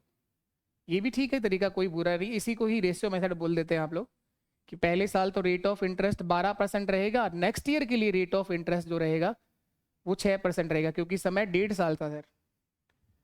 समय कितना था, 1.5 साल था। तो 1.5 साल के लिए क्या करते हैं, पहले साल पूरा 12% ब्याज मिलेगा, और आगे 6 महीने आधा ब्याज मिलेगा, ऐसा कर लो चाहिए आप लोग। अब यहां से समझ लीजिएगा आप, एक बात और कोशिश करते हैं हम लोग। पहले साल क्या होगा, फर्स्ट ईयर, फर्स्ट ईयर में क्या होगा सर, 25,000 का 12% ब्याज मिलेगा, 25,000 का 12% ब्याज मिलेगा, पूरा का पूरा 12% ब्याज मिलेगा। तो ये 0 कट गए, 25 गुणा 12 कर लो, 0 12 5 60, 12 2 24 और 6 30, 3,000 रुपए का ब्याज आप पहले साल कमा लोगे। अगले साल क्या होगा, पूरा साल तो आपके पास में है ही नहीं। अगर पूरा एक साल और होता तो 3,000 तो मिलता ही मिलता, क्योंकि वो तो आप प्रिंसिपल पर कमा रहे हो, और 3,000 का भी आपको 12% ब्याज और मिल जाता, सेकेंड ईयर में ये होता। अब क्या होगा दूसरे साल में, दूसरे साल के लिए आपके पास पूरा वर्ष तो है ही नहीं, सेकेंड ईयर पूरा साल थोड़ी 6 महीने है, तो इस 3,000 का आधा यानी 1,500 रुपये मिलेगा। 1,500 रुपये, ये 1,500 रुपये तो प्रिंसिपल पर मिला है, लेकिन चक्रवृद्धि ब्याज क्या होता है, ब्याज पर ब्याज मिलता है सर। चक्रवृद्धि ब्याज क्या होता है, ब्याज पर ब्याज जुड़ता है सर। 3,000 पर भी आपको 6% ब्याज और मिलेगा। 3,000 का 6% कितना होता है सर, 180 रुपये। ये 180 कहाँ से आया, 3,000 का 6% निकाला है, 3,000 का 6%, 30 गुणा 6 180 रुपये। तो ये सेकेंड ईयर यानी अगले 6 महीने का ब्याज 1,680 रुपये आएगा। तो 3,000 और 1,680 कितना हो गया, 4,680 रुपये। 4,680 रुपये चक्रवर्ती ब्याज होगा। तो मिश्रधन कितना होगा, अमाउंट कितना होगा, 25,000 प्लस 4,680, 29,680, 29,680 रुपये, ये आपका मिश्रधन होगा। ठीक है क्वेश्चन, कुछ बच्चे इस 1.5 साल को देख के परेशान हो जाते हैं। 1.5 साल में कुछ ऐसा कर देंगे, दर आधी कर देंगे 6% और समय 1.5 का दुगुना कर देंगे 3 साल। ऐसा नहीं करना है। ऐसा तब करते हैं, ब्याज की दर 6% और समय 1.5 साल है। अगर चक्रवृद्धि ब्याज को अर्धवार्षिक संयोजित किया गया होता, 6 महीने से ब्याज अगर लेते तो 3 बार ब्याज मिल जाता 18 साल में। तब लिखते हैं वो दर आधी, ये 12% है, सॉरी ये 6 नहीं है, ये 12% था। अभी आपका क्वेश्चन ये है 12% की दर से 1.5 वर्ष का मिश्रधन बताना है ना, जबकि ब्याज कैसे लगाना है, वार्षिक ब्याज तो हर साल लगाना है। अगर ब्याज की शर्त अर्धवार्षिक होती, हाफ ईयरली होती, 6 महीने से ब्याज लिया होता, तो इस 18 महीनों में 3 बार ब्याज मिल जाता। तब आप लिखते हैं रेट ऑफ इंटरेस्ट हो जाती 6% और टाइम हो जाता 3 वर्ष। ये मत कर देना, ये गलती, ये काम कब करते, जब ब्याज अर्धवार्षिक संयोजित होता। जब ब्याज को अर्धवार्षिक हाफ ईयरली बेस पर या 6 माही लागू करना होता, तब ये करते, तब ये चीज होती। अभी ब्याज वार्षिक होगा तो पहले साल तो सर पूरा 12% ब्याज मिलेगा, नेक्स्ट ईयर जो है वो आपको 6% ब्याज मिलेगा, क्योंकि वहां पूरा टाइम आपके पास 1 साल नहीं है, आपके पास 6 महीने हैं। तो या तो ये 3,000 जो मिला इसका अदा कर लो आप लोग, या 25,000 का 6% निकाल दो, वो भी 1,500 ही होता है। 3,000 ब्याज तो पूरे साल में मिलता है ना, तो 6 महीने में कितना मिलेगा, 1,500, और इस 3,000 का 6% 180 रुपये और आ गया। चलिए इसके बाद नेक्स्ट क्वेश्चन देखिए, हीरे की कीमत उसकी वजन के वर्ग के समानुपाती है। हीरा है आपके पास, एक डायमंड है जिसकी कीमत जो है उसका जितना वजन होगा उसके वर्ग के समानुपात में, प्रोपोर्शनल में है। एक हीरा 4 भागों में टूट गया, 1 2 3 और फिर इस रेशियो में टूट गया, उसके 4 टुकड़े हो गए हीरे के। टूटे हुए टुकड़ों के कारण 2,10,000 रुपए कम में ये हीरा बेचा गया, नुकसान हो गया 2,10,000 का। तो हीरे का वास्तविक मूल्य कितना था ये बताना है। एक हीरा 4 भागों में 1 2 3 4 के अनुपात में टूट गया, टूटे हुए टुकड़े 2,10,000 रुपए कम में बेचे गए, 2,10,000 रुपए का नुकसान हो गया, इस तरह से आप ये कह दो। ठीक है, हीरे का जो टुकड़ा हुआ 4 हो गए, 1 2 3 4, तो इसका मतलब टोटल हीरा जो था उसका टोटल वजन 4 3 7 2 9 और 1, 4 3 7 2 9 और 1 10 मान लो आप लोग, टोटल 10 था ये। टोटल वजन जो है उसका, टोटल वजन हीरे का वो 10 मान लो आप, उसके 4 भाग हो गए, ये टोटल वजन था। अब इसका स्क्वायर करेंगे आप लोग, तो इस वाले टुकड़े का जो कीमत होगी, इस वाले टुकड़े की जो एक ही आएगी, 1 का वर्ग 1 ही होता है, इस टुकड़े की कीमत 4 आएगी सर, इसकी कीमत 9 हो जाएगी, इसकी कीमत 16 हो जाएगी। तो इन चारों टुकड़ों की कुल कीमत 16 9 25 4 29 और 1 30 हो जाएगी सर। इन चारों टुकड़ों की कुल कीमत 30 हो जाएगी सर टोटल। और 10 का वर्ग कितना होता है, 100। 10 का वर्ग कितना होता है, 100। अगर वो नहीं टूटता तो उसकी कीमत ये होती। अगर वो नहीं टूटता तो मान लीजिए कि एक बार के लिए वो हीरा 100 रुपए में बिकता, अब बिक रहा है वो 30 रुपए में, तो कितना कम में बिक रहा है, 70 इकाई का मान 210 दे रखा है सर। इनका डिफरेंस दे रखा है 70 यूनिट का, 70 इकाई का मान 2,10,000 रुपए दे रखा है। इस 70 इकाई का मान 2 लाख और कितना है, 10,000 है सर। तो आपसे पूछा है 100 इकाई का मान, वास्तविक मूल्य, वास्तविक वजन तो ये था उसका, वास्तविक रियल वजन ये है, रियल कीमत ये है, वास्तविक मूल्य, वास्तविक मूल्य रियल प्राइस उस हीरे का कितना था, 2,10,000। ये 70 के बराबर है और इंटू कर दो किससे आप लोग, 100 से, 100 से गुणा कर दो, तो ये 0 कट जाएगा, 7 से कटेगा सर, ये 3 बार, 7 3 21, 3,000 को 100 से गुणा कर दो, 3 लाख रुपए, 3 लाख रुपए आपका आंसर है। इस हीरे की कीमत 3 लाख रुपए, ऑप्शन ए मेरा सही आंसर है। वास्तव में हीरे की कीमत 3 लाख रुपए थी, जो अब कीमत केवल कितना रह गई है, 70,000 रुपए, 70 क्या 90,000 रुपए, 2 10 का नुकसान, 90,000 रुपए रह गई है। 3,000 गुणा 30, टूटने के बाद उस हीरे की कीमत केवल 90,000 रुपए रह गई है। 2,10,000 रुपए का नुकसान हो रहा है, कम में बेचना पड़ रहा है, क्योंकि इस हुए के 4 टुकड़े। आसान है सवाल, घबराने की जरूरत नहीं है। नेक्स्ट क्वेश्चन है सिक्कों को लेकर। देखिएगा, एक थैले में 5, 6 और 7 के अनुपात में 5 रुपए, 2 रुपए व 1 रुपए के सिक्के रखे हुए हैं। यदि इनसे टोटल राशि 220 बनाई गई हो, तो बताओ थैले में 2 रुपए के सिक्कों की संख्या कितना है। 3 तरह के सिक्के हैं। पहला सिक्का है 5 रुपए वाला, एक सिक्का है 2 रुपए का, और एक सिक्का है 1 रुपए का। नंबर ऑफ कॉइन, सिक्कों की संख्या का रेशियो दे रखा है। ये सिक्के दे रखे हैं सर, नंबर ऑफ कॉइन्स दे रखे हैं 5, 6 और 7 के अनुपात में है, 5, 6 और 7 के रेशियो में है।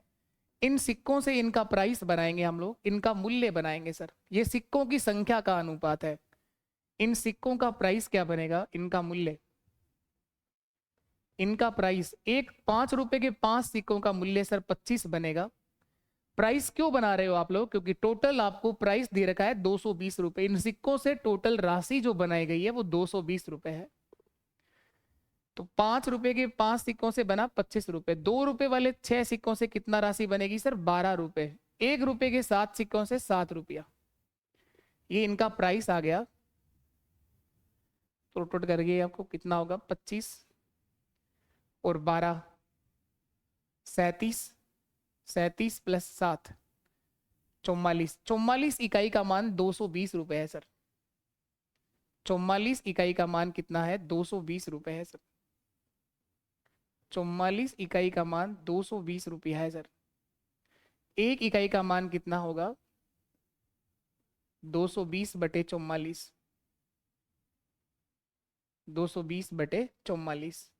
22 से कटेगा सर ये 10 बार, और 22 से कटेगा 2 बार। 22 दूआ 44, 10 का आधा कितना होता है, 5। एक इकाई का मान होगा सर 5। एक यूनिट किसके बराबर होगी, 5 के बराबर होगी। एक इकाई का मान 5 होगा सर। आपसे पूछा 2 रुपए के सिक्कों की संख्या कितनी है। 2 रुपए के सिक्कों की संख्या 6 गुणा 5, 30। 2 रुपए के सिक्कों की संख्या, सिक्कों की संख्या ऊपर वाली लाइन में है, ऊपर वाली में नंबर ऑफ कॉइन्स। 2 रुपए के सिक्के कितना होंगे, 6 गुणा 5, 30 सिक्के होंगे सर 2 रुपए वाले। यही आपका आंसर है। 5 रुपए वाले सिक्के पूछे तो 5 गुणा 5 25, और 1 रुपए वाले सिक्के पूछे तो 5 गुणा 7 35। जो आपको देखना चाहते हैं वो देख सकते हैं। सिक्कों का सवाल भी बहुत बार पेपर में आता है, हमेशा से ट्रेंडिंग में रहता है। आसान होता है सिक्कों का सवाल जबकि करना। खैर यहाँ तो वो सिक्के हैं जो मार्केट में अभी भी चल रहे हैं।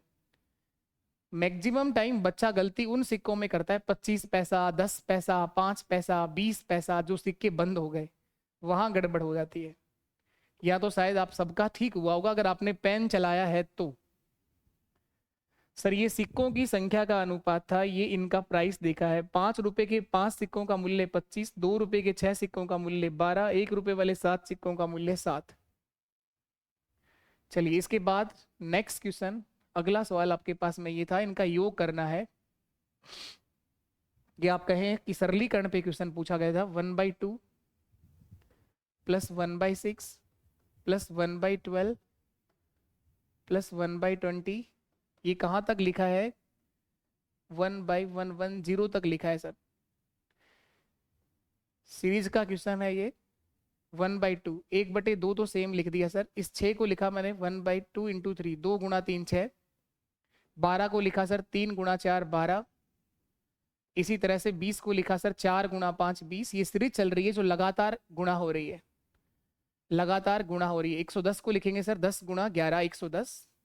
लगातार आपस में नंबर इंटू हो रहे हैं। 2 गुणा 3 6, 3 गुणा 4 12, 4 गुणा 5 20, 5 गुणा 6 30, 6 गुणा 7 42, 7 गुणा 8 56, 8 गुणा 9 72, 9 गुणा 10 90, और 10 गुणा 11 110।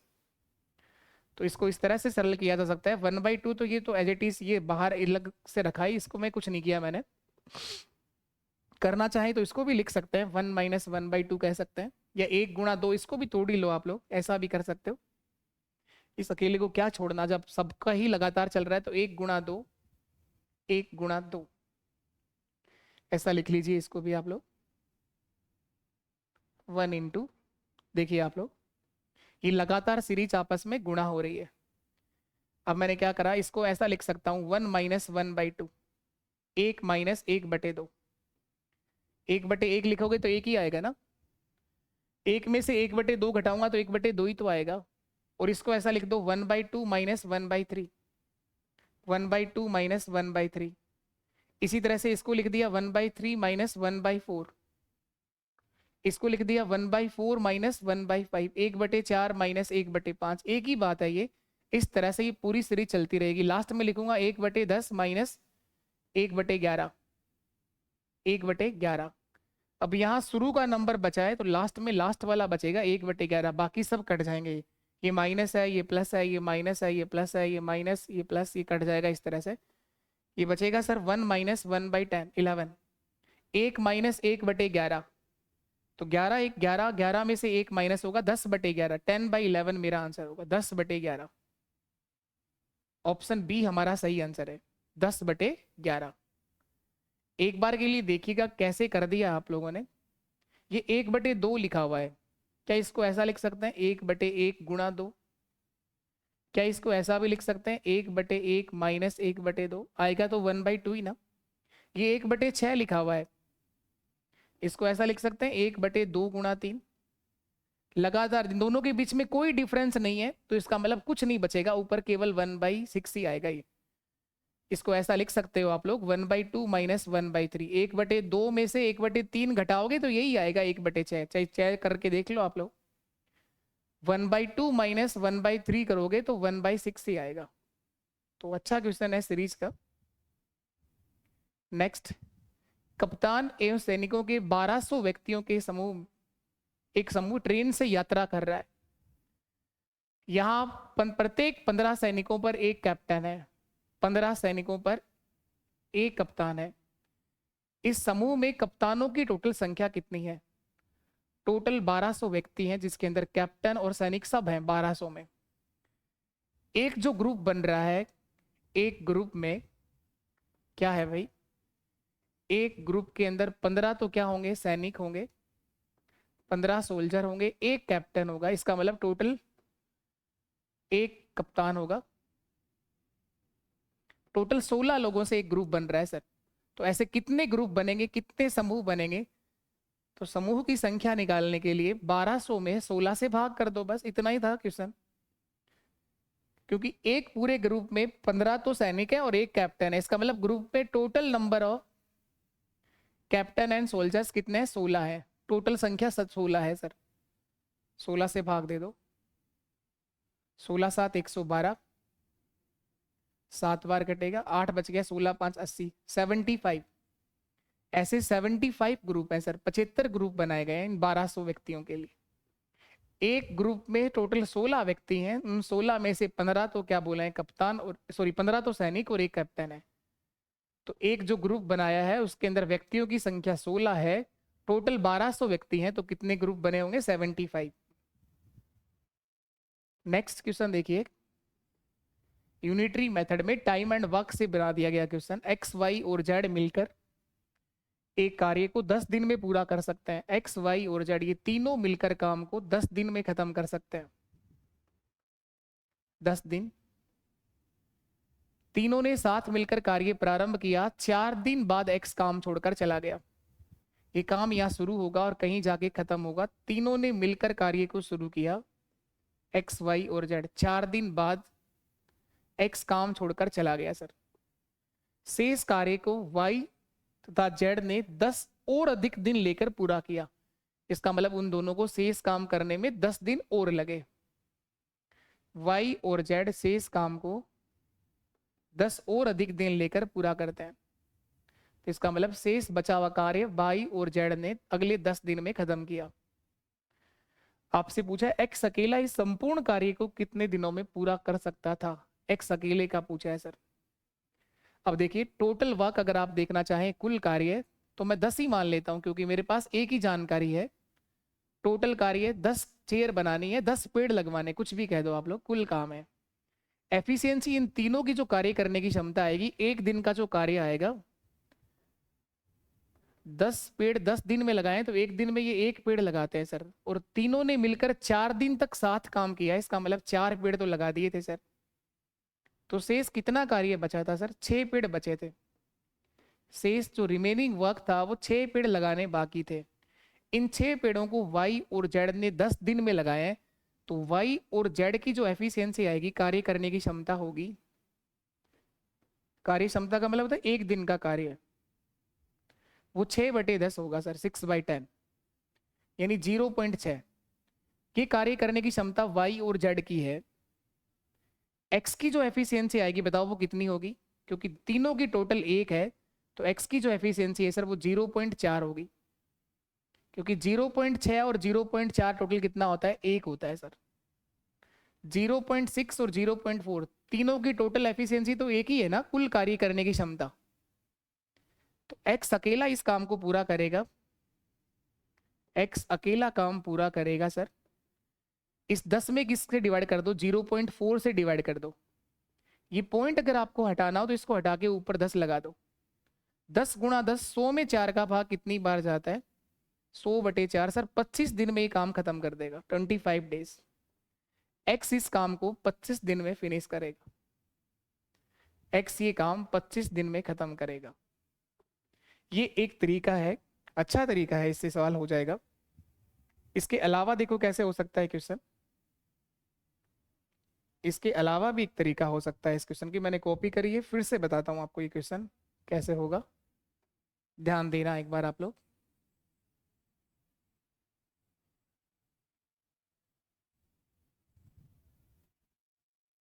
यहां तक समझ में आना चाहिए। दे रखा है कि तीनों मिलकर काम को 10 दिन में खत्म करते हैं।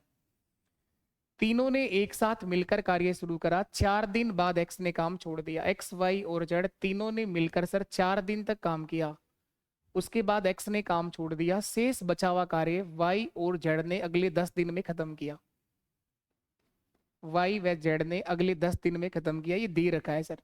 शेष कार्य को वाई तथा जेड ने 10 और अधिक दिन लेकर पूरा कर दिया। अब यहां समझिए, एफिशिएंसी ऐसे भी निकाल सकते हैं। अगर ये तीनों साथ साथ आते तो सर ये काम 10 दिन में खत्म हो जाता। एक्स वाई और जेड ये तीनों के तीनों 4 दिन तक तो साथ साथ आए हैं, उसके बाद सर वाई और जेड आए हैं, वाई और जेड ने अगले 10 दिन तक काम किया है, अगले 10 दिन तक काम किया, काम तो खत्म हो गया। क्या ये बात सही है क्या? वाई और जेड ने अगले 10 दिन में काम खत्म किया। ये एक्स वाई जेड 10 बार आया है, यहां पर एक्स वाई जेड 4 बार है, इसको इधर लाओगे तो माइनस होगा। अरे यार भाई साहब ऐसे क्या करते हो यार। हाँ सर, बस एक्स वाई जेड यहाँ 10 बार आया है, यहाँ 4 बार आया है, तो x plus y plus z यहाँ कितना आ जाएगा? 6 आ जाएगा सर। इधर आके माइनस होगा ना, तो 6 दिन का काम बराबर वाई और जेड को 10 दिन लगेंगे। क्या ये बात समझ में आ रही है? क्या ये बात वैसे भी सीख सकते हो आप लोग? अब बताओ इन तीनों में से भागा कौन? ये चीज को तो मैंने लिखा पढ़ी करके बताया है, अगर मैं इसको बिना आपको लिखा पढ़ी करके बताऊं तो आप इन तीनों में से जा कौन रहा है? ये सवाल इसलिए बनाया गया कि एक्स पहले भाग रहा है। कितने दिन पहले जा रहा है सर?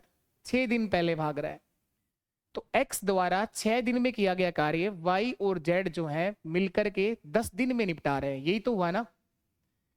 अरे इसका मतलब यही हुआ ना कि एक्स द्वारा 6 दिन में किया गया कार्य वाई और जेड को करने में कितने दिन लग रहे हैं?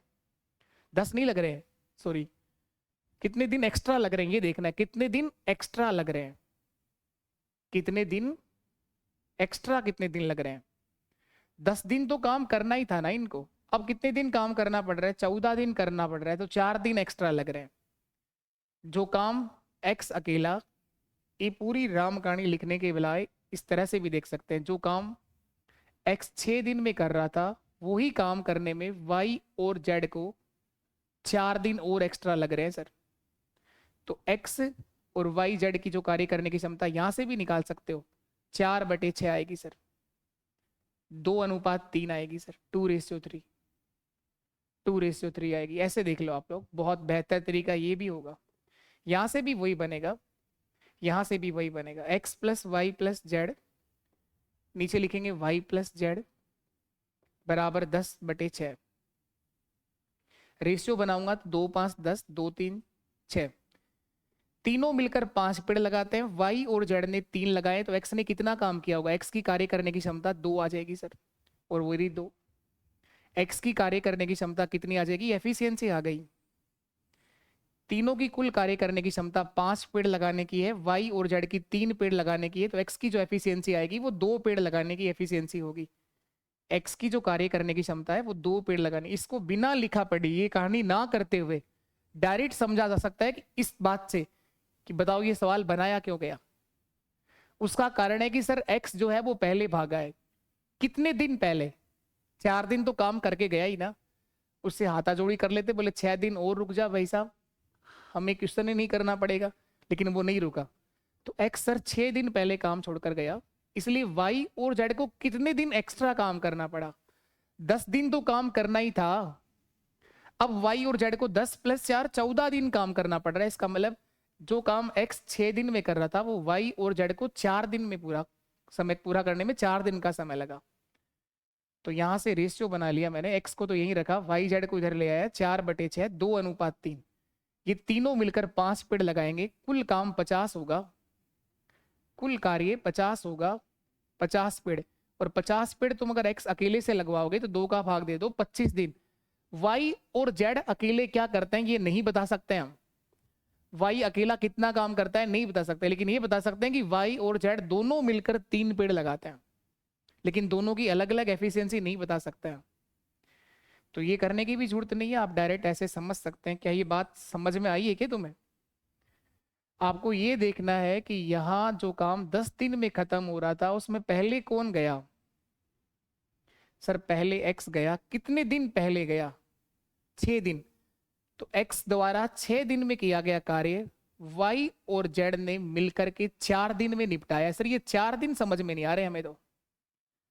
अरे भाई तीनों को 10 दिन तो काम करना ही करना था, अब दिन हो रहे 14, 10 और 4 14, यही समझने का था बस। x y प्लस z का जो एफिशिएंसी का रेशियो आएगा 4/6, 2:3 आएगा सर।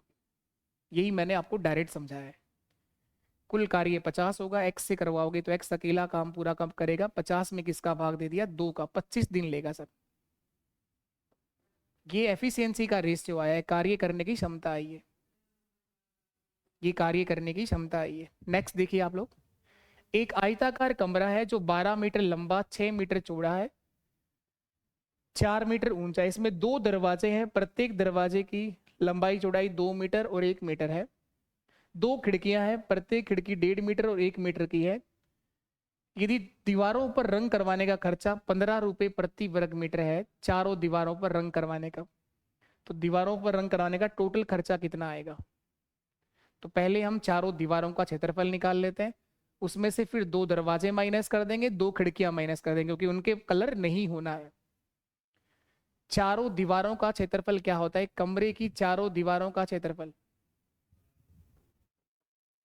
चारों दीवारों का क्षेत्रफल होता है सर उस कमरे के आधार का परिमाप गुणा ऊंचाई, 2 गुणा लंबाई प्लस चौड़ाई गुणा ऊंचाई, ये होता है सर कमरे की चारों दीवारों का क्षेत्रफल। तो 2 गुणा 12 + 6 18 गुणा 4, 18 गुणा 4 72, 72 का दुगना 144, 144 वर्ग मीटर। ये चारों दीवारों का क्षेत्रफल तब होता जब इस कमरे में कोई दीवार और कोई खिड़की नहीं होती। तो इसको डायरेक्ट मैं 15 से गुणा करता और मेरा आंसर आ जाता। अब हमारे पास क्या है? इसमें 2 दरवाजे हैं, वहां कलर नहीं होना, 2 खिड़कियां हैं, वहां कलर नहीं होना, तो शेष भाग का जहां कलर करवाना है, सफेदी कराने वाले भाग का क्षेत्रफल, रंग करवाने वाले भाग का क्षेत्रफल, रंग करवाने के भाग का क्षेत्रफल कितना आ जाएगा? सर इस 144 में से माइनस कर देंगे 2 दरवाजों का क्षेत्रफल। दरवाजे की लंबाई चौड़ाई दोनों दे रखी है, तो तो 2 गुणा 1 2, और 2 दरवाजे हैं, दोनों दरवाजों का क्षेत्रफल आ जाएगा सर 4 वर्ग मीटर। तो माइनस कर दो 4 वर्ग मीटर, 2 गुणा 2। 2 खिड़कियां हैं, 1.5 गुणा 1 1.5 ही होता है, तो 1.5 वर्ग मीटर एक खिड़की का आएगा, 1.5 ही वर्ग मीटर दूसरी का आएगा, 1.5 का दुगुना 3, तो ये 3 माइनस कर दो, 137 वर्ग मीटर क्षेत्रफल आ जाएगा, 137। खर्चा कितना आएगा सफेदी कराने का, रंग करवाने का खर्चा, रंग का जो टोटल खर्चा आएगा 137 को गुणा कर दो किससे, 15 से, ये खर्चा आ जाएगा सर। टोटल जो खर्चा होगा 137 गुणा 15, 15 7 105, 5 10 हासिल कैरी हो गई सर, 15 3 45 और 10 55, 5 हासिल फिर कैरी हो गई, 15 1 15 और 5 20, 2055 रुपए लगेंगे सर। 2055, ऑप्शन डी मेरे क्वेश्चन का बिल्कुल सही जवाब होगा 2055। क्वेश्चन अच्छा है लेकिन आसान है, ऐसा नहीं है कि आप कर ही नहीं सकते। चारों दीवारों, कमरे की चारों दीवारों का क्षेत्रफल होता है उस कमरे के आधार का परिमाप गुणा ऊंचाई। ये अगर चारों दीवारों पर पेंटिंग करनी होती तो इतना क्षेत्रफल होता, लेकिन इस कमरे के अंदर दो दो दरवाजे रखे हुए हैं, 2 खिड़कियां रखी हैं, तो उनके कलर नहीं होना है, इसलिए माइनस कर दिया है। नेक्स्ट देखिए आप लोग, 588 मीटर लंबा 50 मीटर चौड़ा एक आयताकार खेत है, 30 मीटर लंबा 20 मीटर चौड़ा और 12 मीटर गहरा टांका खोदा गया है। इस प्रकार खेत खोद कर निकाली गई मिट्टी को खेत के शेष भाग में समान रूप से फैला दिया गया है। इस खेत की बढ़ी हुई ऊंचाई कितना होगी। करवाए क्षेत्र मिति के अंदर बहुत से सवाल इस तरह से करवाए गए हैं। एक आयताकार खेत 588 मीटर लंबा 50 मीटर चौड़ा एक आयताकार खेत है। ये इस तरह का आयताकार खेत है, 588 मीटर लंबा है और 50 मीटर चौड़ा है सर। इसकी के अंदर आप लोगों ने एक टैंक खोदा है जो भी एक आयताकार है, उसका भी पेंदा आयत के आकार का, उसका पेंदा आयत के आकार का है, 30 मीटर लंबा 20 मीटर चौड़ा है और गहराई जो देनी है उस टैंक की 12 मीटर गहरा गड्ढा खोदा गया है। इस तरह से घनाभ बनेगा। इससे जो मिट्टी निकाली जाएगी वो इस बाहर के भाग में फैला दी जाएगी सर। तो इसके कारण इसकी हाइट कितना बढ़ेगी, अगर मिट्टी बिछाओगे तो थोड़ा सा ऊपर उठेगी ना हाइट, वो कितना उठेगी वो पूछा है सर। तो सबसे पहले तो इस खेत का ये वाले भाग का क्षेत्रफल देखेंगे, जो शेष भाग जिसमें मिट्टी बिछानी है, तो मिट्टी बिछाने के भाग का क्षेत्रफल देखो कैसे आएगा। मिट्टी डालने वाले या मिट्टी बिछाने वाले भाग का क्षेत्रफल क्या होगा, मिट्टी फैलाने के भाग का क्षेत्रफल, फैलाने के भाग का क्षेत्रफल, कितने भाग में मिट्टी फैलानी है। तो ये आयताकार खेत था सर, लंबाई चौड़ाई दोनों दे रखी है 588 गुणा 50, लेकिन इसके अंदर ही तो आपने ये, इसमें थोड़ी मिट्टी बिछाओगे, इसमें मिट्टी बिछाओगे तो वापस भरना थोड़ी है इसको, फिर क्यों टैंक बनाया है। तो ये वाला माइनस कर देंगे सर इसमें से।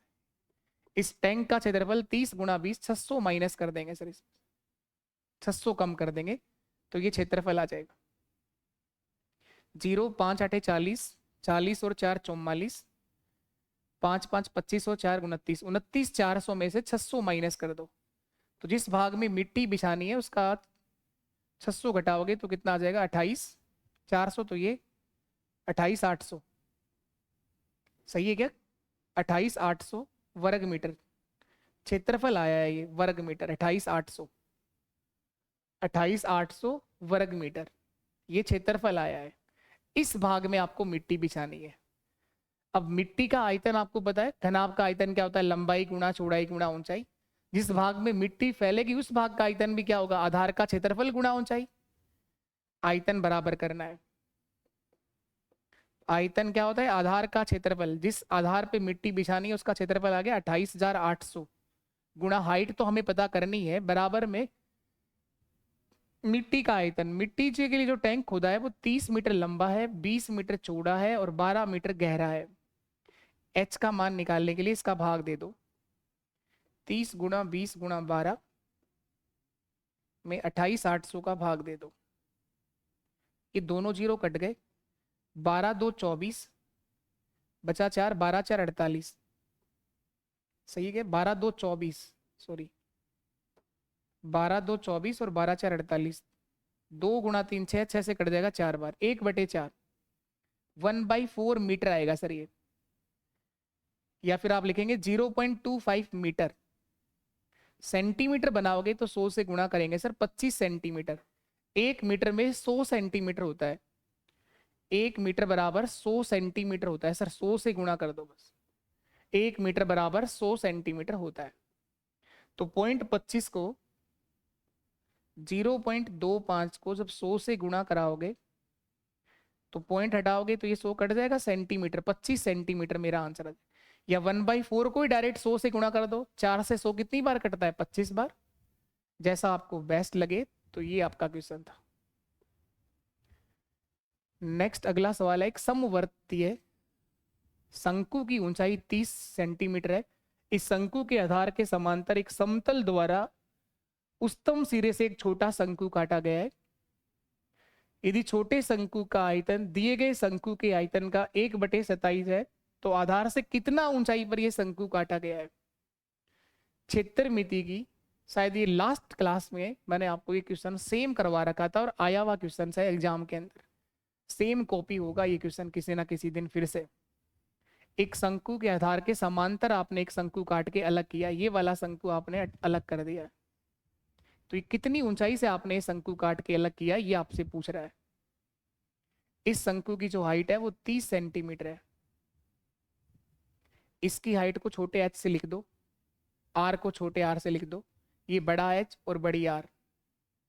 यहां 2 ट्राइंगल बन जाते हैं सर।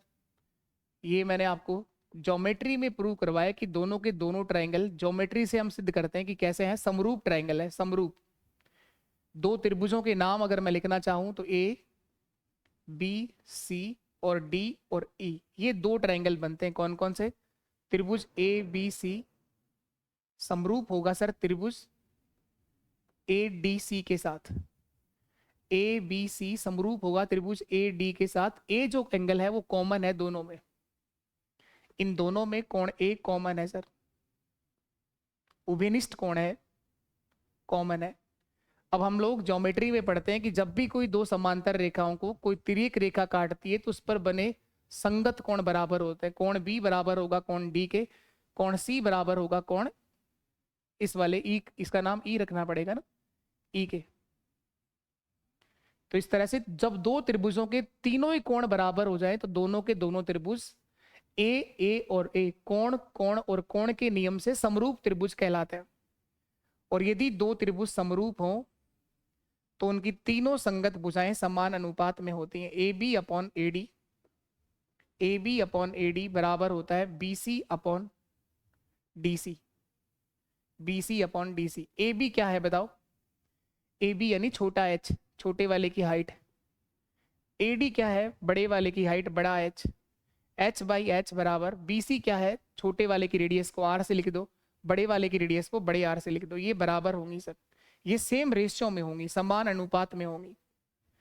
यदि 2 त्रिभुज समरूप हों तो उनकी तीनों संगत भुजाएं समान अनुपात में होती हैं। इसकी सहायता से क्वेश्चन पूरा हो पाता है। अब हम आयतन लिखेंगे सर। वॉल्यूम 1/3 पाई r1 का स्क्वायर h1, 1/3 पाई r2 का स्क्वायर h2 बराबर रेशियो आएगा सर 1/27, 1/27। 1/3 से 1/3 कट गया, पाई से पाई कट गया, आपसे h, ये r2 बड़ा लिखो सर, नहीं तो ये भी कट जाएगा। ये h2 लिखो, बड़े वाले की त्रिज्या, बड़े वाले की ऊंचाई। अब देखिए इस r और बड़े r की जगह हम क्या लिख सकते हैं? h और h लिख सकते हैं सर। छोटा r और बड़े r की जगह छोटा h और बड़ा h लिख सकते हैं। तो ये ऊपर हो जाएगा सर h का क्यूब, h1 का क्यूब, और नीचे हो जाएगा सर h2 का क्यूब। क्यूब आ जाएगा इनके ऊपर, क्यूब बराबर 1/27, 1/27। अब बताइए मुझे, इस h2 का मान आपको 30 दे रखा है सर। इस बड़े वाले की हाइट कितना दे रखी थी? 30 दे रखी, तो यहाँ पर आप 30 लिख दीजिए। h1 का क्यूब बराबर, ये 30 कहाँ जाएगा सर? ऊपर जाएगा, गुणा होगा 30 गुणा 30 गुणा 30 बटे में क्या है 27, इसका भाग दे दो, 3 से काट दो 10 बार, 3 से काट दो 10 बार, 3 से काट दो 10 बार और 27 कट जाएगा। 3 गुणा 3 गुणा 3 27 होता है। h1 का क्यूब 10 गुणा 10 गुणा 10 कितना आ गया, 1000 आ गया सर। क्यूब रूट करोगे तो h1 का मान 10 आ जाएगा सर, h1 का मान 10 आ जाएगा। तो इस ऊपर वाले की जो हाइट है वो 10 होगी सर, पर आंसर 10 मत कर देना। आधार से कितना ऊंचाई पर शंकु काटा गया था, हाथ आधार से बेस से कितनी हाइट पर काटा गया। टोटल हाइट 30 है, ऊपर वाले की हाइट 10 बची है, तो इस यहां से यहां तक की जो भाग है ये पूछ रहा है आपसे कितना ऊंचाई पर आपने काटा था। 20 मीटर, 20 सेंटीमीटर, सॉरी सेंटीमीटर में है तो सेंटीमीटर। आधार से 20 सेंटीमीटर की ऊंचाई पर आपने शंकु काटा हुआ। ये क्वेश्चन बहुत बेहतर तरीके से क्षेत्रमिति 3D की लास्ट क्लास में सिखाया हुआ है। नेक्स्ट, ये डिस्काउंट का काफी टाइम पहले का आया हुआ क्वेश्चन है। नकद भुगतान करते हैं, इनवॉइस ऑफ 8700, 8700 रुपए का कोई बिल है जिस पर ये शर्तें हैं डिस्काउंट की।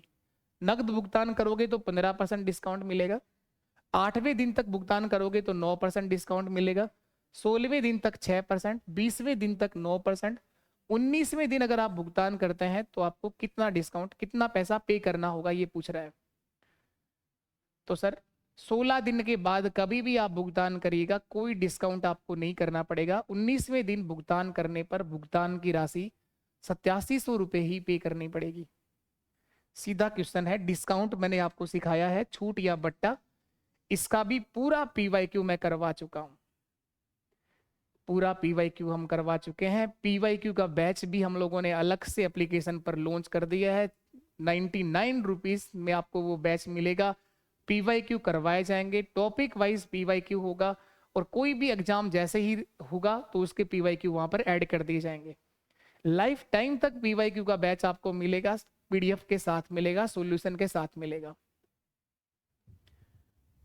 चलिए इसके बाद नेक्स्ट क्वेश्चन पर आ जाइए। अब बाकी YouTube से पढ़ रहे हो कोई बुराई नहीं है, यहां से भी आप लोग सब कुछ सीख सकते हैं। ABC की कुल वार्षिक आय 66,000 रुपए, टोटल वार्षिक आय। ABC अपनी आय का क्रम से 80%, 85% और 87.5 था, 87.5 होना चाहिए था, ये 87.5%। 87.5% क्या करते हैं, खर्च करते हैं। इस तरह से उनकी वार्षिक बचत का अनुपात 64, 60 और 75 हो जाता है। तो एक ही वार्षिक बचत क्या थी, यहाँ 87.5 आएगा। पेपर में सही था क्या, बताएं एक बार, आपने जो पेपर दिया उसमें 87.5 ही था क्या? नहीं तो गलती रही है फिर इस क्वेश्चन के अंदर भी। 87.5% होगा ये खर्चे का परसेंटेज है, और उनकी बचत का रेशियो दे रखा है सर। 3 लोग हैं, ये तीनों की सेविंग का रेशियो दे रखा है, बचत का अनुपात दे रखा है सर। किस तरह से बचाते हैं, 64, 60 और 75 रुपए, ये इनकी किसका रेशियो है, बचत का, वार्षिक बचत का, वार्षिक बचत का। कुछ बच्चे क्या करेंगे, उस 66,000 को इस रेशियो में ही बांट देंगे, अरे वो तो इनकम है, आय की तुलना आय से होती है, खर्चे की तुलना खर्चे से होती है, और बचत की तुलना बचत से होती है। इनके खर्चे का परसेंटेज आपको दे रखा है, ये 80% खर्च कर रहा है, ये 85% खर्च कर रहा है, और ये 87.5% खर्च कर रहा है। तो इनकी बचत का परसेंटेज कितना आ जाएगा सर, बचत का प्रतिशत इसका होगा 20%, इसका होगा 15% और इसका होगा 12.5%। टोटल इनकम 100% होती है। तो अगर ये एक्सपेंडिचर है, खर्चा है इनका, तो ये इनकी सेविंग होगी 20, 15 और 12.5। किसी भी व्यक्ति की टोटल इनकम 100% होती है, इतना खर्च करने के बाद ये बचत आ रही है। अब इनकी इनकम का रेशियो देखेंगे हम लोग, आय का अनुपात। 64 रुपए जो बचत है सर वो 20% के बराबर है, और इनकम देखने के लिए 100 से गुणा कर दो, 100 से गुणा कर दो। 60 रुपए जो सेविंग है सर वो 15% के बराबर है, इनकम देखने के लिए 100 से इंटू कर दो। 75 रुपए जो सेविंग है सर, बचत है, वो 12.5% के बराबर है, और इनकम देखने के लिए 100 से गुणा कर दो। आय हमेशा 100% होती है। 20 से कटेगा सर ये 5 बार, 15 से कटेगा सर ये 4 बार, इस पॉइंट को उठाऊं तो ऊपर 0 आ जाएगा, और 125 से कट जाएगा 8 बार। 64 गुणा 5 320, 4 गुणा 100 400 और 75 गुणा 8 8 गुणा 5 40 0 4 हासिल 8 7 56 और 4 60 600। चाहे तो काट भी सकते हैं आप लोग, 0 काट दिया, 4 से काट दो, 4 8 32, 4 10 40 और 15 4 60, 15 10 25 और 8 33 इकाई का मान 6600 है। 33 इकाई का मान 6600 है। 6600 है कि 66,000 है, सॉरी। 33 इकाई का मान 66,000 है। एक इकाई का मान 2000 आ जाएगा सर। सबको 2-2 से गुणा कर दो। 66,000 में 33 का भाग देंगे, एक इकाई का मान 2000 आ जाएगा सर। 2000 गुणा 8, 2000 को 8 से गुणा करेंगे, एक ही जो आय है वो 16,000 आ जाएगी सर। एक ही आय अगर पूछा होता तो 16,000 आती। वार्षिक बचत पूछ रहा है तो 16,000 में से अगर 80% खर्च कर दिया है तो 20% बचा होगा सर। ये इसकी बचत आ जाएगी, एक ही सेविंग 3200 रुपये। 16,000 का 20%, 20% 3200 रुपये। यही मेरा आंसर है, 3200, 3200। ठीक है क्वेश्चन, लेकिन इतना भी सवाल नहीं है कि आप लोग कर ही नहीं पाए होंगे। हाँ, यहाँ अगर नंबर सही नहीं था अगर पेपर में तो हो सकता है आपको परेशान किया होगा इसने। 87.5% है ये। आय की तुलना आय से होती है, खर्चे की तुलना खर्चे से होती है और बचत की तुलना बचत से होती है। ये इनका खर्चा है तो ये इनकी सेविंग बचत का परसेंटेज होगा। 64 जो है वो 20 के बराबर गुणा कर दिया 100 से, 60 15 के बराबर गुणा कर दिया 100 से, और ये रेशियो आ गया इनकम का 8 10 और 15। 33 इकाई का मान 66,000 है, एक इकाई का मान 2000 होगा। नेक्स्ट क्वेश्चन था 3 वर्ष के लिए तथा 2 वर्ष के लिए चक्रवृद्धि ब्याज और साधारण ब्याज के बीच का अंतर का अनुपात 29:9 है। 29:9 है ये। 29:9 है तो ब्याज की वार्षिक दर कितना होगी? ब्याज की वार्षिक दर क्या होगी? क्या कह रहा है क्वेश्चन? CI ऑफ 3 ईयर और SI ऑफ 3 ईयर्स। 3 साल के लिए चक्रवृद्धि ब्याज और साधारण ब्याज और 2 साल के लिए चक्रवृद्धि ब्याज और साधारण ब्याज के अंतर का रेशियो दे रखा है सर। मैंने क्या अंतर का डायरेक्ट फॉर्म सिखाया है क्या आपको? 3 साल का अंतर कैसे निकालते हैं और 2 साल का अंतर कैसे निकालते हैं, ये लिखाई है क्या डायरेक्ट फॉर्म? बिल्कुल लिखाई है सर। बताओ तो लिखाइए तो क्या होती है? 2 साल का होता है सर P गुणा R बटे 100 का स्क्वायर। टाइम अगर 2 वर्ष हो, डिफरेंस देखना हो। 3 साल का होता है सर P गुणा R बटे 100 का स्क्वायर गुणा 300 प्लस R बटे 100, 300 प्लस R बटे 100। इसका रेशियो दे रखा है सर 29:9, 29:9। अब देखो P से P कट जाएगा, R स्क्वायर से R स्क्वायर कट जाएगा, ये बचेगा 300 प्लस R बटे 100 बराबर 29/9। बस इसको क्रॉस मल्टीप्लाई करके सरल कर लो, बहुत आसानी से आंसर आ जाएगा। तिरछा गुणा कर दो इसको। 9 गुणा 300 कितना होगा? 2700 प्लस 9R बराबर 2900। ये 2900 है, 2700 है, एंड 9R बराबर कितना आ जाएगा? 200। R बराबर कितना आ जाएगा? 200/9%। यही आपका आंसर है, 200/9%, 200/9%। 3 साल का चक्रवृद्धि ब्याज और साधारण ब्याज का अंतर, 2 साल का SI और CI के डिफरेंस का क्वेश्चन का डिफरेंस का डायरेक्ट फॉर्म मैंने लिखाया हुआ है, बस उसी का यूज करा है मैंने। तो ये भाग तो कॉमन होता है, ये तो कट ही जाएगा ना, ये बचेगा बस केवल 300 प्लस R बटे 100, 300 प्लस R बटे 100। यही रेशियो होता है 29/9। चलिए इसके बाद नेक्स्ट क्वेश्चन। चीनी का भाव 40% बढ़ जाता है तो बताओ एक गृहिणी उसकी खपत में कितना % कमी करेगी कि उसका खर्चा केवल 12% बढ़ेगा? खर्चा केवल 12% बढ़ेगा। तो एक तरीका तो है, आप 100 मान लीजिए। प्राइस भाव जो है वो पहले 100 था, 40% बढ़ाना है तो 140 हो जाएगा। खर्चा जो है एक तरफ खर्चा लिखिए, एक्सपेंडिचर। खर्चा जो है क्या करना है? 12% बढ़ाना है। खर्चे में केवल 12% वृद्धि करनी है। 100 से कितना होगा खर्चा? 112। 112। चीनी आती तो 140 की है, अगर उतना ही चीनी का यूज करेगी तो 140 रुपए खर्च करने पड़ेंगे, लेकिन इसका खर्चा तो 112 ही रखना है। इसका मतलब चीनी का उपयोग कम करना होगा। कितने रुपए की चीनी कम यूज करेगी वो? 140 माइनस 112, 28 रुपए की चीनी का उपयोग कम किया जाएगा। खपत में प्रतिशत कमी कितनी आएगी? कंजप्शन जो कम करना होगा 28/140 गुणा 100। 28/140 गुणा 100। 28 से कटेगा सर ये 5 बार, और 5 से कटेगा सर ये 20 बार। उसे अपनी खपत को 20% कम करना होगा, 20%। खपत में 20% कमी करनी होगी। एक बात और मैंने आपको ये भी सिखाया हुआ है, किसी वस्तु पर किया गया खर्चा बराबर होता है उसका भाव इंटू खपत। भाव कितना है और क्वांटिटी कितना यूज कर रहे हैं, उनको गुणा कराने से क्या आ जाता है? टोटल खर्चा आ जाता है। जैसे मैं कहूं चीनी का भाव 10 रुपए किलो है और आप 4 किलो यूज करना है तो खर्चा कितना होगा? 40। सिंपल सी बात है। तो खर्चा तो देखो 12% बढ़ाना है। खर्चा कितना बढ़ाना है? 12%। तो 100 की बजाय खर्चा हो जाएगा सर 112, ऐसा लिख सकते हैं।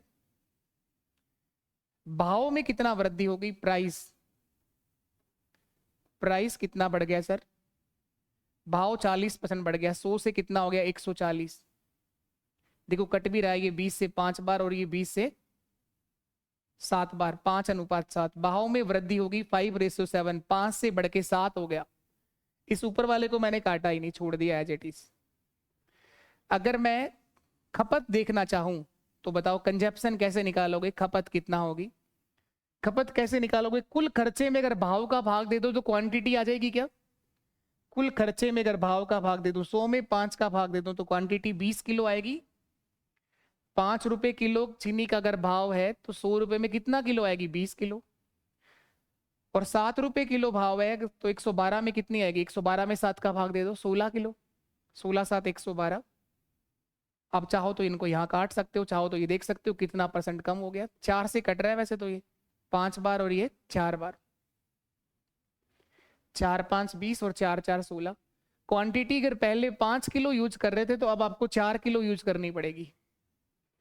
तो कितना क्वांटिटी कम करनी पड़ेगी? 1/5 गुणा 100। खपत में कितना प्रतिशत कमी आएगी? 20% कमी आएगी सर। ये बिल्कुल बेसिक ही हो गया।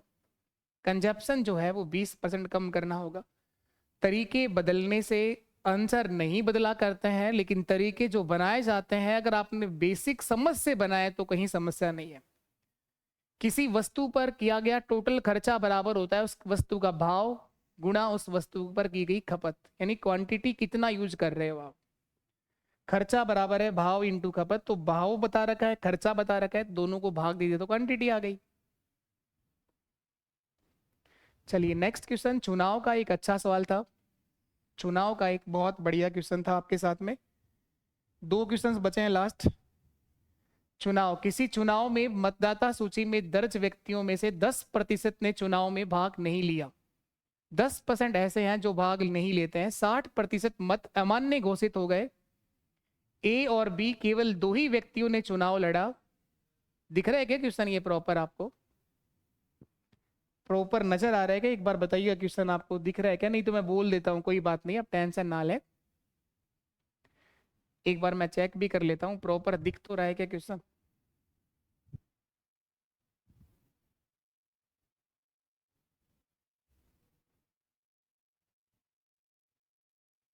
ये पता नहीं इतना फॉन्ट क्यों छोटा रखा गया है इन क्वेश्चन का। लास्ट के क्वेश्चंस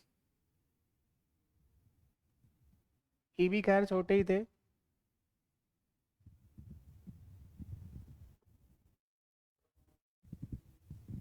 चलो कोई ना, फिर भी कोशिश करते हैं। किसी चुनाव में मतदाता सूची में दर्ज व्यक्तियों में से 10% ने चुनाव में भाग नहीं लिया। 60 वोट को अमान्य घोषित कर दिया गया। ए और बी केवल 2 ही उम्मीदवार चुनाव लड़ रहे थे। ए ने बी को 308 मतों से पराजित कर दिया। यदि सूची में दर्ज 47% व्यक्तियों ने ए के पक्ष में मतदान किया हो तो बताओ मतदान में डाले गए मतों की संख्या कितना थी? टोटल मतों की संख्या हमसे पूछी गई है। कुल मतों की संख्या लिख लो चाहो तो सवाल, अच्छा सवाल चुना होगा, बढ़िया क्वेश्चन है, कराया हुआ क्वेश्चन है मेरा, कई बार तो मैंने यूट्यूब पे करा दिया, शायद 5-7 बार, तो 5-7 बार कम से कम सेम क्वेश्चन। कुल मतों की संख्या अगर प्रॉपर तरीके से चुनाव करवाना है तो ये होगा 100x। 100 नहीं मान सकते, अगर प्रॉपर तरीके से चुनाव कराना है तो 100x। इसमें से 10% प्रयोग करने नहीं आया तो प्रयोग हुआ सर 90x, प्रयोग मत आएगा 90x। जिनमें से 60 अमान्य हो गए तो वैलिड वोट होगा सर 90x - 60, वैध मत 90x - 60। यहां तक सही है, प्रॉपर तरीका चुनाव कराने का ये है। दो लोग चुनाव लड़ रहे हैं, एक को यदि मतदाता सूची में दर्ज 47% व्यक्तियों ने ए के पक्ष में वोट डाला, टोटल का 47%, तो ए के मत कितने आ जाएंगे 47%। 100x का 47% होता है सर 47x। तो बी के मत कितने आ जाएंगे, जो बच गए वो मत किसको दे दो सर, बी को दे दो। इस 90x - 60 में से 47x घटा दो, 90x - 60 में से 47x माइनस कर दो, तो 90x - 47x कितना हो जाएगा 43x -60, ये बी के मत आ जाएंगे सर। ए और बी के हार जीत का अंतर देखोगे तो बराबर में 308 आना चाहिए, तो 47x - 43x और ये -60 है, तो माइनस और माइनस यहाँ साइन माइनस का है तो वो प्लस का हो जाता है, लेकिन एक बार मैं वापस लिख रहा हूँ, ये ए के मत माइनस बी के मत बराबर में 308 आना चाहिए सर, हार जीत का अंतर 308। इसको जब आप सही करोगे माइनस कराओगे तो ये संख्या तो माइनस की हो जाएगी सर, जो पहले से ही माइनस है वो क्या हो जाता है प्लस। 47x में से 43x घटाए 4x, माइनस और माइनस प्लस का 60 है, ये प्लस का 60 है, ये बराबर 308। ये 60 आगे जाके माइनस होगा, 4x बराबर 248, x बराबर 248/4, x का मान 4 6 24 4 2 8 62 आ जाएगा सर, x का मान 62 आया है।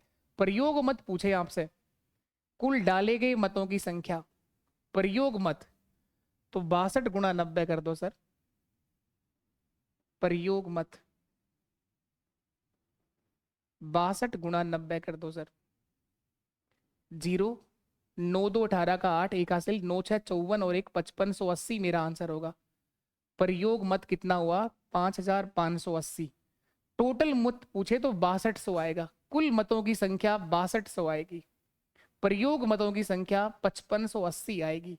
ये इस सवाल का बेसिक तरीका है करने का, इसी को कराया था मैंने डायरेक्ट भी आपको, कि पेपर में ये तो कोई देखेगा नहीं कि आपने कैसे किया है, पेपर के लिए आप लोग इसको 100 मान करके भी समझ सकते हैं, 100 मान करके वो जुगाड़ बनाएगा, एक तरीका है, उससे आंसर आ जाएगा, हमेशा आ जाएगा जब भी इस तरह से कोई क्वेश्चन बनेगा।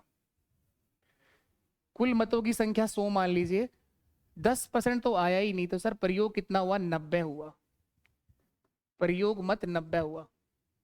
अब जो इनवैलिड हो गया, जो अमान्य हो गया, वो किसी के पास भी नहीं जाएगा, उसको हटा दो एक बार के लिए। ए को जो वोट मिलेगा वो टोटल का 47% मिलेगा, कुल मतों का 47%, लेकिन देना तो इनमें से ही पड़ेगा जो प्रयोग करने आए थे, परसेंटेज 100 पर निकला है, तो बचे हुए मत 43 हारने वाले को दे दो। ये ए के मत आ गए सर, ये बी के मत, ये तो ए का मत पक्का है, कंफर्म है, ये बी का नहीं लिख सकते हम लोग, तरीका है करने का। ये हार जीत का अंतर मैं इस प्रकार 4 लिख रहा हूं, 4 लिख रहा हूं। हार जीत का अंतर दे कितना रखा था 308, इस 308 में जो अवैध मतों की संख्या है वो पहले ही माइनस कर दो, हार जीत का अंतर सर हम 248 लेके चलेंगे, 248, 4 इकाई का मान, 4 इकाई का मान 248 मत लिख देंगे, 248 मत। कुल मत पूछेगा तो कुल निकाल देंगे, कुल मत निकाल देंगे, 248/4 गुणा 100, टोटल आ जाएगा 6200। अगर प्रयोग मत पूछेगा तो हम 90 से गुणा कर देंगे सर, यूज करने कितने आए थे, प्रयोग करने कितने आए थे 248/4 गुणा 90, ये कटा था, अभी काटा था क्या 62 गुणा 90, अभी गुणा कहिए थे ना 62 गुणा 90, 5580, 5580। जीतने वाले का पूछेगा तो भी कोई समस्या नहीं है, 47 से गुणा कर देंगे, ए के मत। लेकिन हारने वाले का अगर मत पूछे, यानी बी के मत अगर पूछे जाए, तो एक बात ध्यान में रखनी पड़ेगी, वो सबसे इंपॉर्टेंट है कि 43 से गुणा करने के बाद जो आंसर आएगा उसमें से 90 माइनस करने पड़ते हैं, क्योंकि ये बेसिक से ही बनाया गया एक डायरेक्ट शॉर्टकट है जो आपको ध्यान रखना पड़ेगा। देखो यहाँ पर भी 60 दो बार माइनस हो रहा है। सबसे पहले 248 लिख रहे हो आप, 308 में से माइनस किया है, लेकिन हारने वाले का आंसर कितना है? 43x minus 60। बी का जो आंसर है वो कितना है? 43x minus 60। ए का आंसर कितना है? 47x। प्रॉपर तरीका तो ये है चुनाव का, लेकिन इस तरह से हमेशा आंसर आ जाएंगे इस सवाल के अंदर, कहीं समस्या नहीं आएगी। बहुत अच्छे से परसेंटेज में सिखाया हुआ है। चलिएगा, इसके बाद नेक्स्ट और लास्ट क्वेश्चन इस पेपर का ये है आपके साथ में। एक प्रतियोगी परीक्षा में एक विद्यार्थी प्रत्येक सही उत्तर के लिए 3 अंक प्राप्त करता है। सही के लिए 3 अंक मिलेंगे, प्रत्येक गलत उत्तर का 1 अंक कटेगा। एक छात्र ने सभी 100 प्रश्नों का उत्तर दिया, 164 मार्क्स आए हैं उसके, 164। इसे भी उसके द्वारा गलत किए गए प्रश्नों की संख्या बतानी है। टोटल 100 प्रश्न है सर, टोटल प्रश्न 100 है। मैं इसे मिश्रण से कर रहा हूं, राइट और रॉन्ग, सही और गलत, राइट और रॉन्ग। अगर 100 के 100 प्रश्न सही किए होते तो हर प्रश्न का 3 नंबर मिलता है, इसके 300 नंबर आते सर, 300 नंबर आते। और 100 के 100 ही गलत कर देता तो इसके माइनस में 100 नंबर आते, क्योंकि एक गलत का एक कट रहा है। जबकि इसके नंबर आए कितने हैं? 164 आए हैं सर, 164 नंबर आए हैं। तो ये तरीका है मिश्रण मेथड। अब इसे क्रॉस मेथड बोलते हैं। 300 में से 164 घटा दो, 300 माइनस 164 कितना हो जाएगा? 144, 134, सॉरी 134। 100 200 60 और 30 90 4 136, 34 नहीं 36, 164 ही है ना वो? हाँ बिल्कुल सही है। 60 30 90 10 100 सही है बिल्कुल। यहाँ 164 में से घटेगा 100। बड़ी संख्या में छोटी संख्या माइनस करानी होती है, लेकिन वो पहले से ही माइनस का 100 है, तो माइनस और माइनस क्या हो जाता है? प्लस 264, प्लस हो जाएगा ये। यहाँ से रेशियो बना लो, सही और गलत प्रश्नों का अनुपात आ जाएगा। ये 8 से कट रहा है, 8 3 24, 8 3 24 33 बार। इसको भी 8 से काट दो, 8 एकम 8 बचे 5, 8 7 56, 17 बार। 33 प्लस 17 कितना होता है? 50 इकाई का मान 100 है, 50 इकाई का मान 100 है। 1 इकाई का मान 2 हो जाएगा सर, 1 यूनिट का मान 2 होगा। तो इसका मतलब 17 गुणा 2 कितना हो जाएगा? 34, 34। 33 गुणा 2 कितना हो जाएगा? 66। तो उसके द्वारा सही किए गए प्रश्न 66 हैं, गलत किए गए प्रश्नों की संख्या 34 है। 34 मेरा आंसर हो, 34। उसके द्वारा गलत किए गए प्रश्नों की संख्या कितनी है? 34 है, 34। ये एक तरीका है जो मिश्रण मेथड है। मैं हमेशा से प्रयास करता हूं कि आपको क्वेश्चंस का आंसर ना बताते हुए हर सवाल के अंदर अप्रोच बताऊं, तरीके बताऊं कि किस तरह से सवाल हो सकता है। इसलिए हर पेपर को बहुत टाइम दिया है सोल्व कराने में, क्योंकि इस मॉक पेपर का सॉल्यूशन कराने का उद्देश्य बिल्कुल भी नहीं है कि आपको आंसर तो टिक करा ही दिए। अगर आपने मूक लगाया है तो आंसर तो वहां पता चल ही गया कि कौन सा क्वेश्चन आपने गलत किया, कौन सा सही किया है। तो चलिए इसके बाद एक बार और देखिए बेसिक से। टोटल 120 पर्सन है। इस 120 में से राइट जो क्वेश्चंस किए गए वो मान लेते हैं एक्स है सर, सही पर्सन एक्स है। तो गलत पर्सनों की संख्या 120 माइनस एक्स होगी, 120 माइनस एक्स होगी। सही पर्सन करने पर 3 अंक मिलते हैं सर, +3 होता है, और गलत करने पर 1 अंक कटता है। तो जितने सही पर्सन करेंगे तो उसके मार्क्स आने चाहिए थे 3x, 3 गुणा x, 3x टोटल मार्क्स आने चाहिए थे। गलत करने पे कितने मार्क्स कटने चाहिए थे? 120 माइनस एक्स, और ये माइनस होगा 1, ये माइनस करना है, टोटल करना है, सॉरी। ये अंक माइनस होना चाहिए ना, एक कटना चाहिए, तो गुणा कराना है इसको -1 से। बराबर में इसके कुल कितने मार्क्स आने चाहिए? टोटल इसके 164 नंबर आने चाहिए सर। इसको सरल कर लेंगे। ये 3x का 3x आ गया, 120 को -1 से गुणा कराओगे तो माइनस का 120 होगा, -1 को -x से गुणा कराओगे तो माइनस का x आएगा, माइनस और माइनस क्या हो जाएगा, प्लस x हो जाएगा, बराबर 164। कि माइनस का 120 आगे जाके जुड़ेगा 264, 120 और 164 कितना हो जाएगा, 3x + 1 कितना हो जाएगा, 4x, और 120 आगे जाके जुड़ेगा उसके साथ 284 हो जाएगा, 284, 284। यहां भी तो जुड़ा ही था, यहाँ 284। हाँ 120 कहाँ से लिखा है, टोटल पर्सन तो सो ही थे ना यार, 120 कहाँ से लिखे हैं मैंने। तरीके एक ही हैं दोनों, अगर इधर का आपने कर ही लिया, आपको पता है कि सही, तो आप कर चुके हो, इधर आपने कहीं गड़बड़ करी है। 100% है टोटल, तो यहाँ 100 - x होगा, 100 - x, 100 - x।